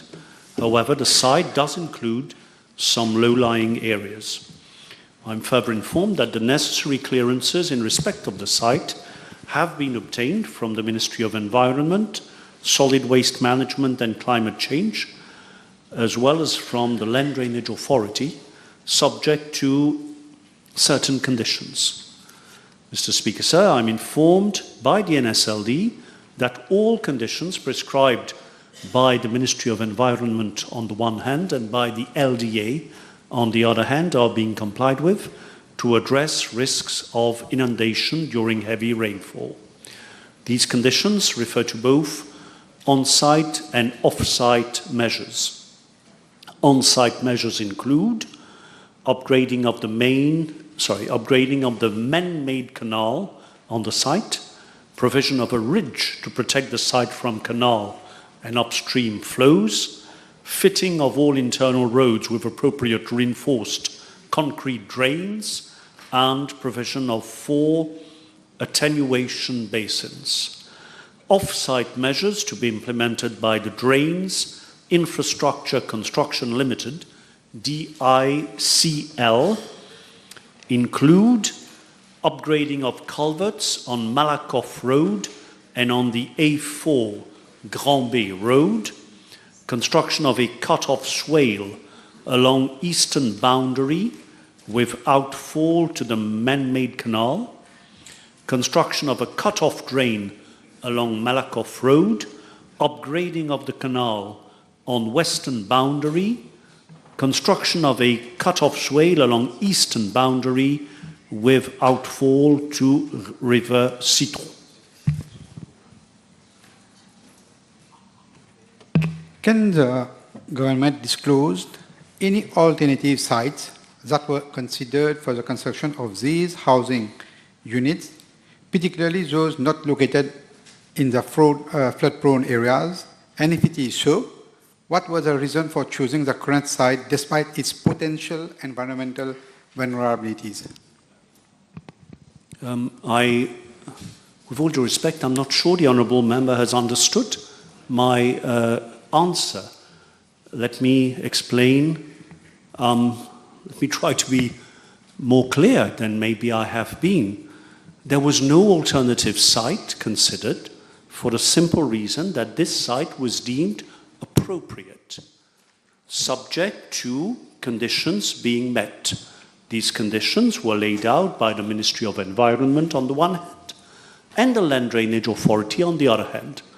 Appropriate measures are being taken in line with the conditions proposed by the respective authorities to ensure that any risks of eventual inundation are addressed. I'm advised PQB 1553 has been withdrawn.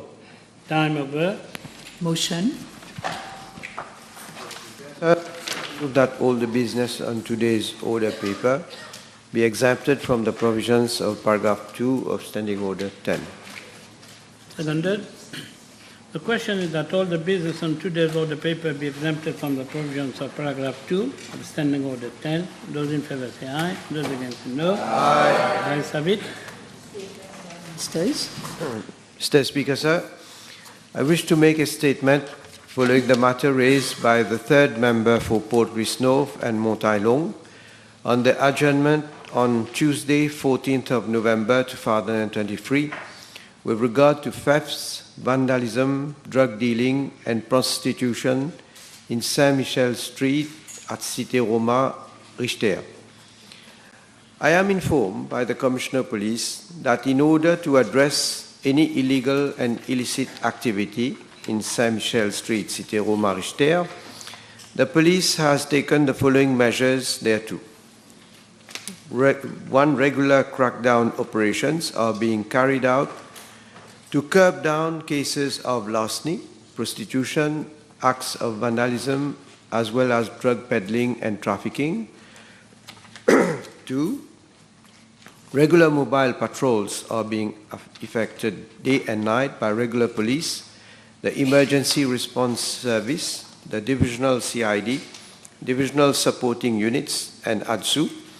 3, the Divisional Commander, Northern Division, holds daily monitoring meetings with station commanders and station managers in order to assess the daily occurrences reported during the preceding 24 hours and reviews his deployment plan and strategies to tackle crimes and other illegal activities.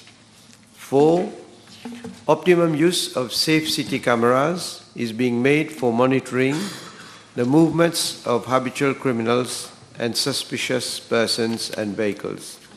5, the local police, in collaboration with the Crime Prevention Unit, the ADSU Education Cell, and the Brigade pour la Protection de la Famille, are conducting sensitization campaigns in community centers and schools to raise awareness on measures to prevent larcenies and the ill effects of drugs.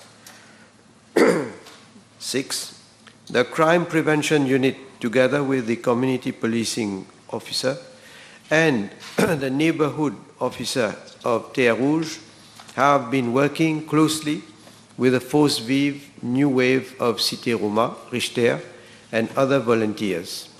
7, the holding of exhibitions by the Crime Prevention Unit in collaboration with other adjuncts of the police force, such as the Road Safety Unit, the Brigade pour la Protection de la Famille, and the ADSU at Jumbo Richter, to empower the community of the area with crime prevention methods to better protect themselves. 8, members of the public, including whistleblowers and informers, are being encouraged to use the police toll-free and anonymous hotline 148 to share information on illegal activities within that region. And 9, the police is working in partnership with private security companies for the sharing of information on suspicious persons.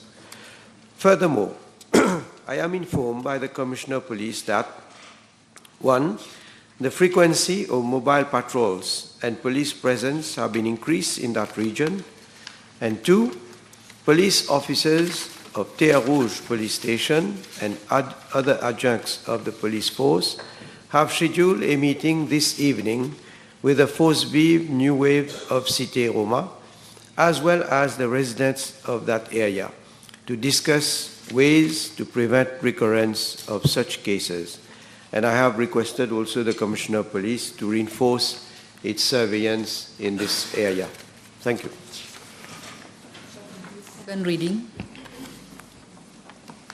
Thank you, Mr. Speaker, sir, for allowing me to bring my own contribution and perspective to the debates on the Mauritius Agricultural Marketing Amendment Bill. The novelty of this bill is that it establishes a national wholesale market as the only place for conducting wholesale auction of locally produced vegetables, fruits, and flowers. Many orators have spoken before me, so I don't intend to have a long discourse. Much of the comments offered by the members of the other side of the House have been rebutted already. However, it is important that we uphold and emphasize the tremendous efforts consented by some 10,000 vegetable and fruit growers who guarantee a constant supply of fresh vegetables for our daily consumption.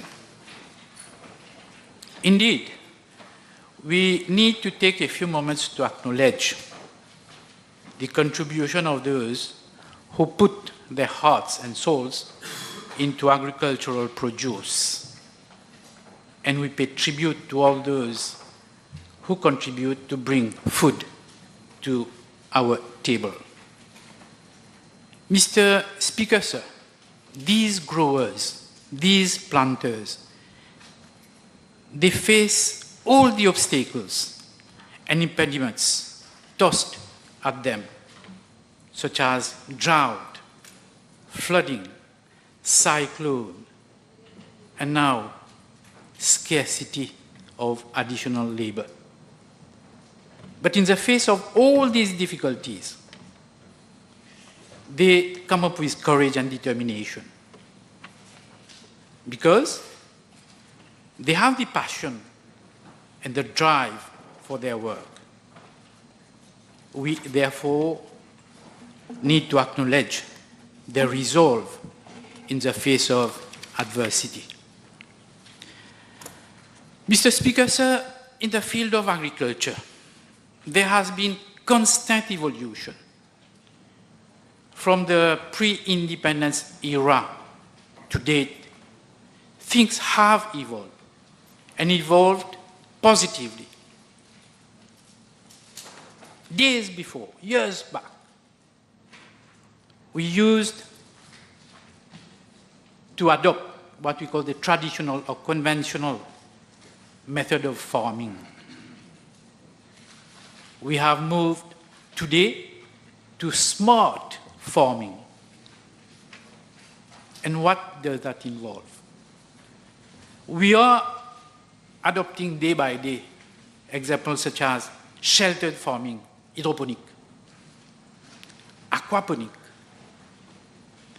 vertical tower growing, rooftop farming, agriculture raisonnée, biofarming. We speak of all these things every day now. Zero budget natural farming. Mr. Speaker, on the level of the National Cooperative College, as well as SME Mauritius, two institutions, organizations that fall under my responsibility. These two institutions have offered numerous courses around the island with regard to those models of farming that I have just mentioned here. Of course,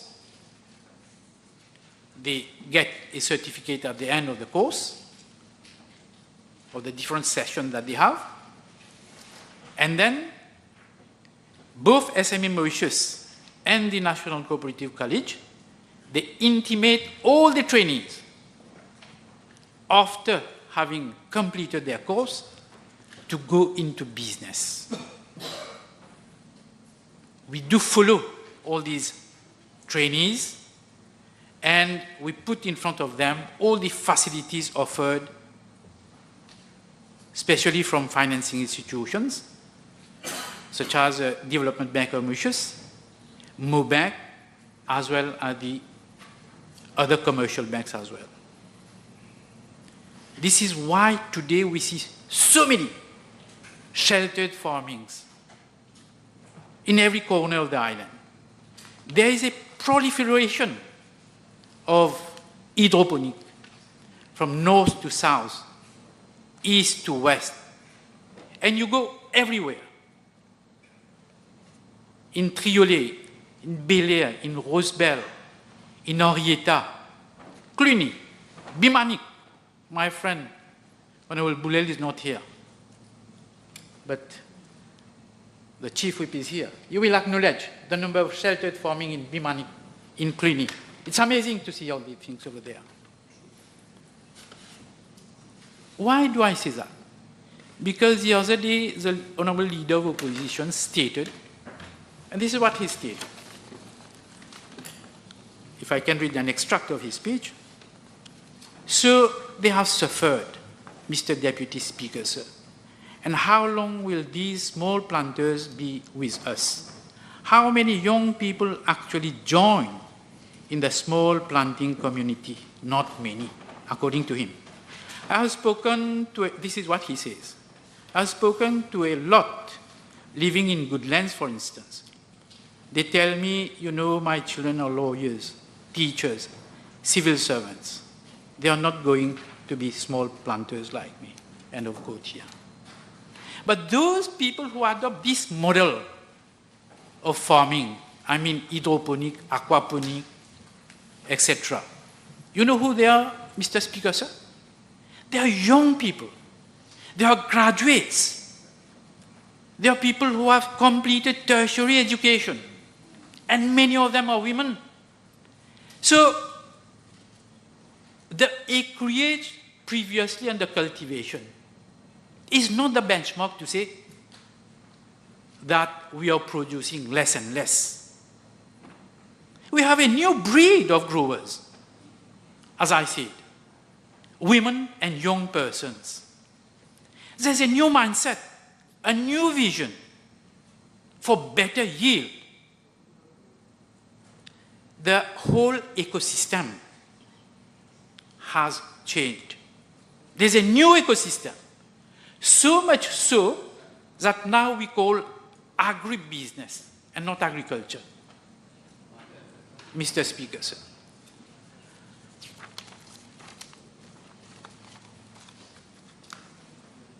Now, at the other end, not the other hand, but at the other end of the distribution channel, both government and local authorities have been renovating or even constructing new retail markets, what we call bazaar. And I can give you a lot of examples. For example, Rosebel, Maïbo, Montagne Blanche. Quatre-Beaune is a vivid example where we had the Honorable Prime Minister inaugurating this marketplace a few years back. My good friend, Honorable Kaviramanu, is here. It's an appropriate and very conducive market, which is very spacious, a lot of stalls, appropriate parking space, very clean and tidy. So what we have been doing is that we have been supplying the appropriate infrastructure to the consumers. In my own constituency and the constituency of my good friend, Honorable Laudoyal, we are completing the construction of a new market, and which is due to open in the early months of next year. We have various amenities, as I said, with running water, etc. Therefore, the end consumers et les maraîchers now share conducive and a pleasant environment for shopping of vegetables, fruits, and even flowers. Mr. Speaker, sir. What is the missing link then? The missing link is where the planters, growers, they meet the maraîchers. We cannot continue with Vacua, Flac, and Port Louis. This is not what the youth and the women who, after having followed the courses in smart agriculture, need to go. And this is where now the Wootton National Wholesale Market fits in. It is centrally located, access from every corner of the island. It is clean and spacious, although I concede that new measures need to be taken, but I'm sure my able friend, Honorable Laudoyal, will address these issues as raised by certain members of the opposition. There are definitely teething problems, and this happens everywhere with a new program. I myself, I have made 3 visits over there. And I can tell you that the planters are happy today. It is certainly not a white elephant, as expressed by the Honourable Leader of Opposition the other day. But the biggest problem faced by our growers, planters, Mr. Speaker, sir, you know what? It is theft, robbery. This is the biggest problem. And theft occurs at 2 levels. One at field level, and also it used to occur at auction level. At field level, this is a national phenomenon, Mr. Speaker, sir. Fruits, vegetables, for example, bananas, are being stolen every day, if not every night. Et les planteurs sont impuissants devant cet état de choses. There has been different encounters between the thieves and the planters. And there has been fatalities as well. This is the biggest problem. And I don't understand. The Honourable Leader of Opposition said that he went to meet the planters. And I imagine how come the planters have not reported this important issue to him. Either they have reported and he has not dared to mention it here. I think so. But this is the biggest problem. Robbery at field level. Secondly, at auction level as well. At Vacqua, at Flack, and at Port Louis, growers who bring their produce over there are being harassed to hand over part of their produce under threat. Unfortunately, there are not many policemen on the beat at that time. I have a friend who grows melon, watermelon, who lives in Clémencia, at a larger scale. Now is the harvest season now. And he told me after the opening of the auction market in Houghton that he feels relieved now. That when he had to bring his produce to the auction market in Vacqua or Flack or even in Port Louis, the lorry is going, but he has had to secure help of, additional persons just to safeguard himself and his produce over there. And the timing of the auction was 3 a.m., 2 a.m., he has to embark all his produce on the lorries and go there. And with this, with this time, we don't have many people working for you today. This is a scarcity, as I mentioned earlier. It is hard for him to find people. And he congratulated government. And he told me to congratulate even my good friend ministers, Mr. Odoyal and Mr. Siratan and Mr. Gobin, who are not here today, as well as the Prime Minister, for the initiative they have taken to set up this auction market in Houghton. Now, this issue of pilferage is behind us now. But more importantly, if you value the loss, or let me put it this way, if we value the savings from the pilferage, it outweighs by large the additional cost of transport that the planters have to bear. The Honourable Leader of Opposition mentioned about the 25 rupees per crate additionally, but by far this saving outweighs the cost. And gone are the days that there is no way that anyone who has nothing to do with agricultural business goes to harass planters or even auctioneers at the auction market now. This, the Honourable Leader of Opposition has failed to mention here. Mr. Speaker, sir, we have had to preserve the channel integrity. Now we have licensed auctioneers. We have done away with unscrupulous middlemen. We have a better regulated process that ensures more equity, fairness, and security. And also, we are doing justice to these products that is from, allons dire, hydroponic to smart markets, but without transiting through muddy soil and road pavement as it used to be previously.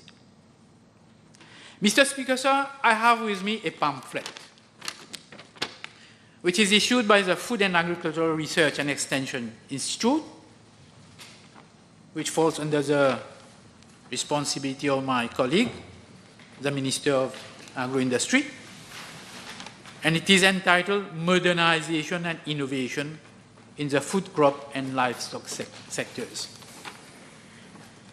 In this pamphlet, there is a list of some 16 different schemes that is offered by the ministry through FARE. Very interesting. A lot of grants, a lot of incentives provided to the agricultural sector. Mr. Speaker, so one of the schemes is a solar-powered coal room, and which befits very well in this ecosystem with the coming into operation of the auction market in Wootton. What does it say? The solar-powered coal room, a grant of 50% on the cost of investment up to a maximum of 400,000 rupees. Very interesting, Mr. Speaker, sir. So, in order to address the issue of transport, those who come from remote, distant places, the coming into operation of a solar-powered coal room would help to reduce. So I invite planters who are not in cooperative societies to group themselves and then apply to set up a solar-powered coal room. How would that help? They could harvest the produce, store it in the cold room for 1 day, 2 days, all the planters I mean, and then secure a transport at the end of 2 or 3 days and come to the auction market at Wootton, share the cost of transport equally between themselves. Instead of coming every day, they could come, say, twice a week or 3 times a week. We have to adapt with the changing circumstances, Mr. Speaker, sir.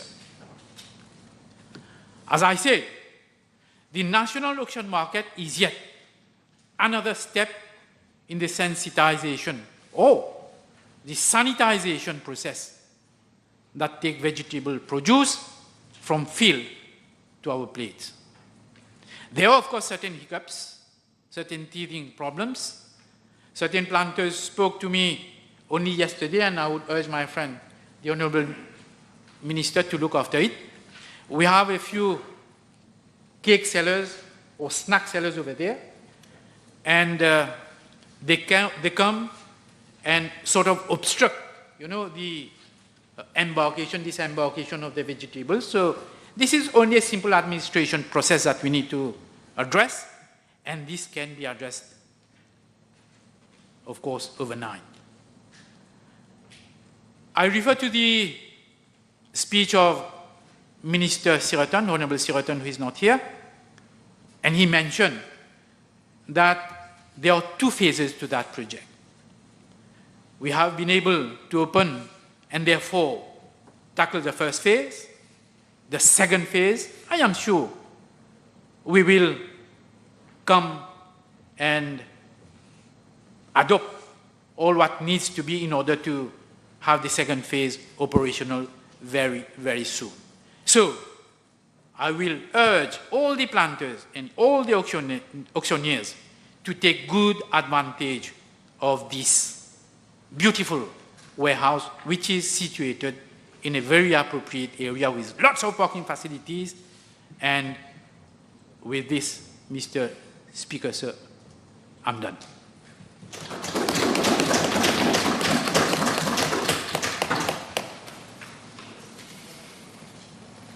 Next orator would be Mr. Speaker, sir. Mr. Speaker, sir, thank you for giving me the opportunity to bring my contribution to the Mauritius Agricultural Marketing Amendment Bill.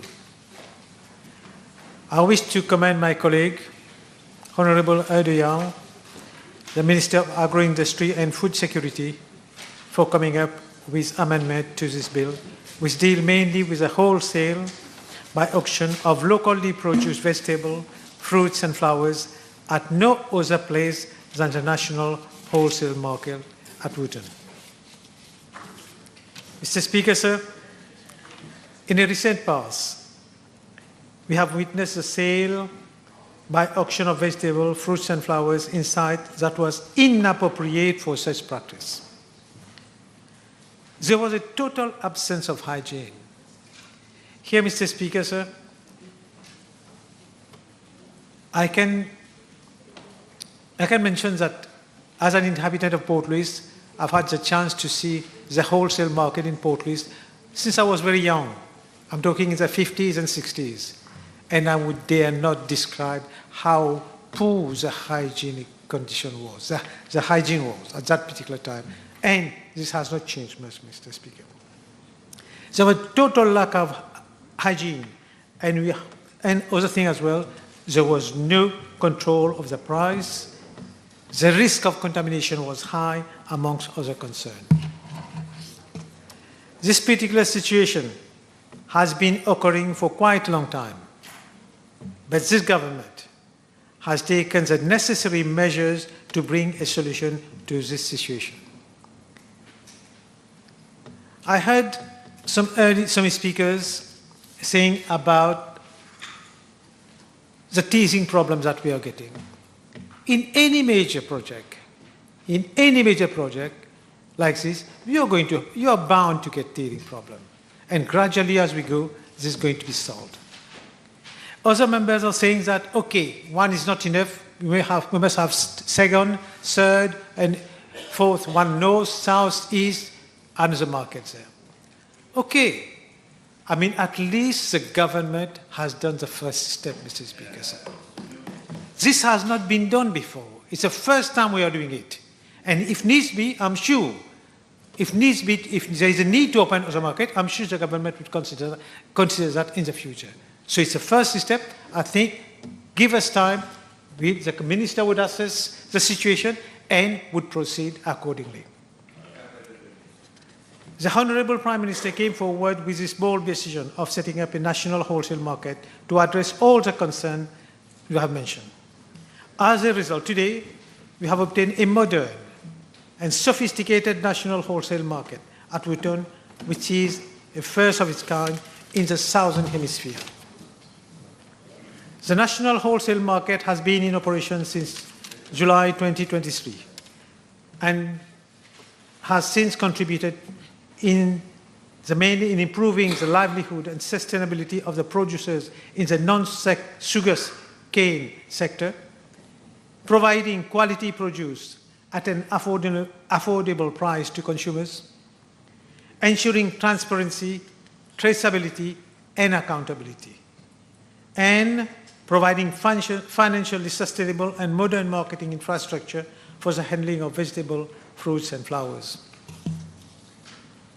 Mr. Speaker, sir, it is to be noted that previously, fruits and vegetables were being traditionally traded at street auction sites, as mentioned before, at Port Louis, Vaqua, and Flag.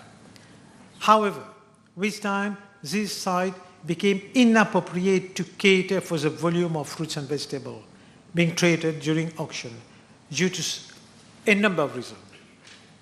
Firstly, the absence of control because of the odd operating hours, as mentioned by many speakers. A lot of the farmers have to bring their produce at about 1 o'clock in the morning. Has to get it sorted out, put it on the pavement for the auction to start up about 3 o'clock, 4 o'clock, or 5 o'clock. It was very difficult for the farmers to deal with this because there were a lot of issues. I've mentioned about the poor hygienic condition.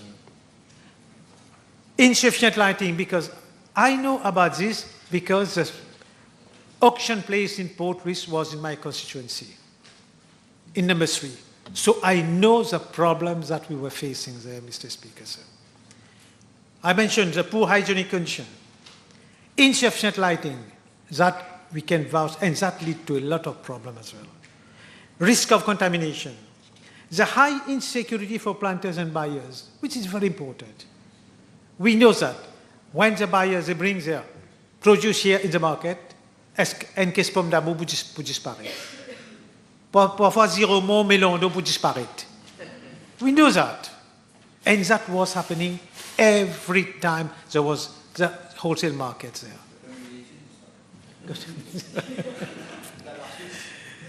And other thing as well is the lack of market statistics on volume traded and wholesale price.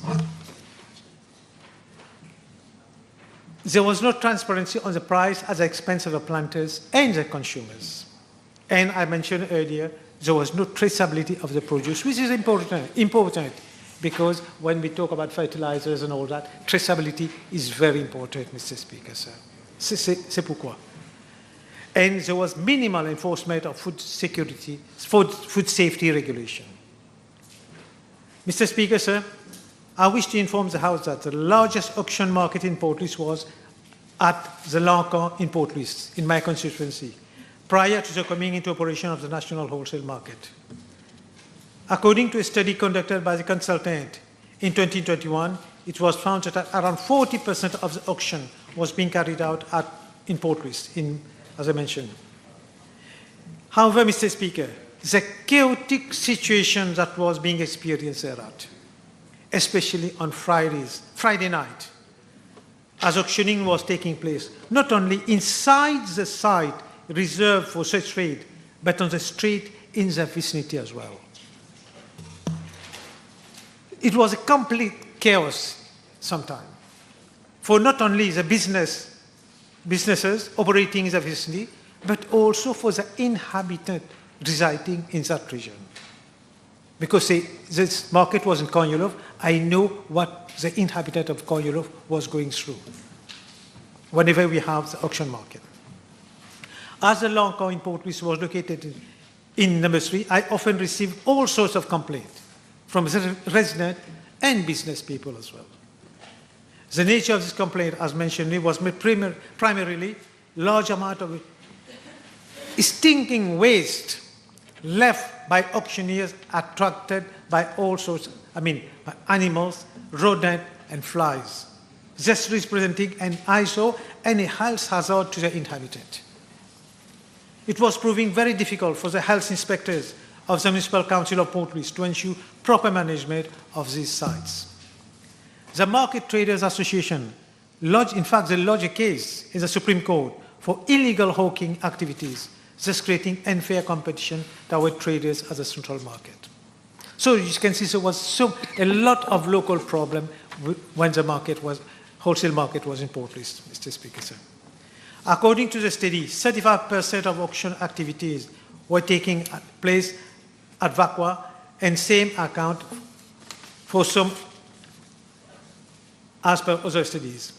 Here, besides the common shortcoming, there was also the risk of accident in the auction itself, since certain auctioneers were circulating inside the auction site with a vehicle. You can imagine. So many planters had brought their produce and put on the floor, and there somebody coming with his lorry and driving near all his produce. You can imagine, Mr. Speaker, sir. The third auction site was at Central Flag, accounting for about 20-25% of the auction activities as per the study. Besides the common shortcomings, same was also, that is, the flag auction site was also creating heavy traffic congestion, being given that it was located in the center of the village. Mr. Speaker, sir, the national wholesale market has been set up to address the shortcoming occurring in those traditional auction markets.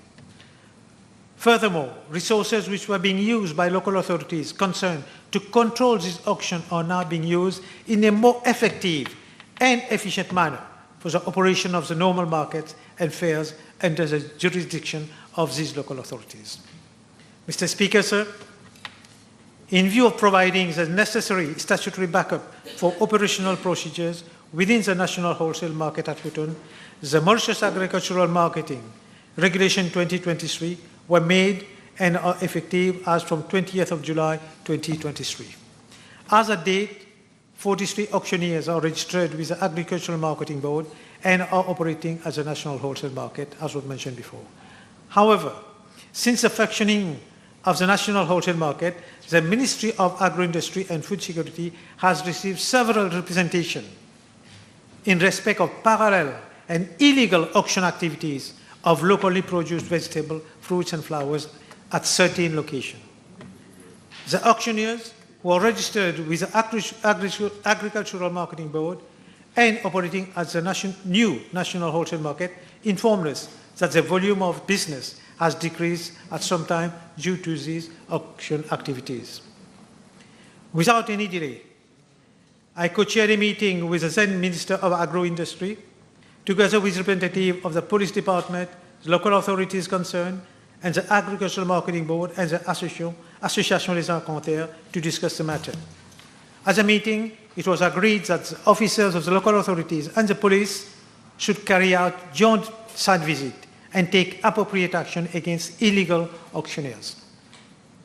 However, it was also observed that there were some auction activities which were being carried out where the operators had valid business registration card issued by the corporate CBRD. During that meeting, it was decided to set up a technical committee under the chair of my ministry to discuss the matter and to come up with recommendations. The technical committee included representatives from the Ministry of Agro-Industry, Attorney General Office, Police Department, Agricultural Marketing Board, the Corporate and Business Registration Department, and the local authority concerned. With a view to remedy the situation, the technical committee recommended that the appropriate amendment be brought to the AMB Act with consequential amendment to the relevant legislation, including the Local Government Act, in order to make the national wholesale market the sole place for the wholesale activities of vegetables, fruits, and flowers. In addition, the committee also recommended that the Ministry of Agro-Industry should initiate appropriate action in consultation with the Attorney General Office to bring the necessary amendment to the AMB Act. Mr. Speaker, sir, the bill also provides for consequential amendment be made to Local Government Act in the 12th schedule so that auctioneers under the Mauritius Agricultural Marketing Act are not subject to the provision of the Local Government Act. Mr. Speaker, sir, the advent of the national wholesale market at Wootton has brought about a new and modern trading environment with numerous benefits to planters and consumers. This initiative will ensure better transparency and traceability, as mentioned before, in trade, as well as improve food safety and minimize food waste and loss. In addition, the weighing equipment, which are readily available on site, are calibrated properly. As such, data collected for volume traded is much more accurate. I think that's very important here, to get the volume of trade accurate, because I think over the year, once we get to know how much food are being produced and sold over the years, it's going to be very important.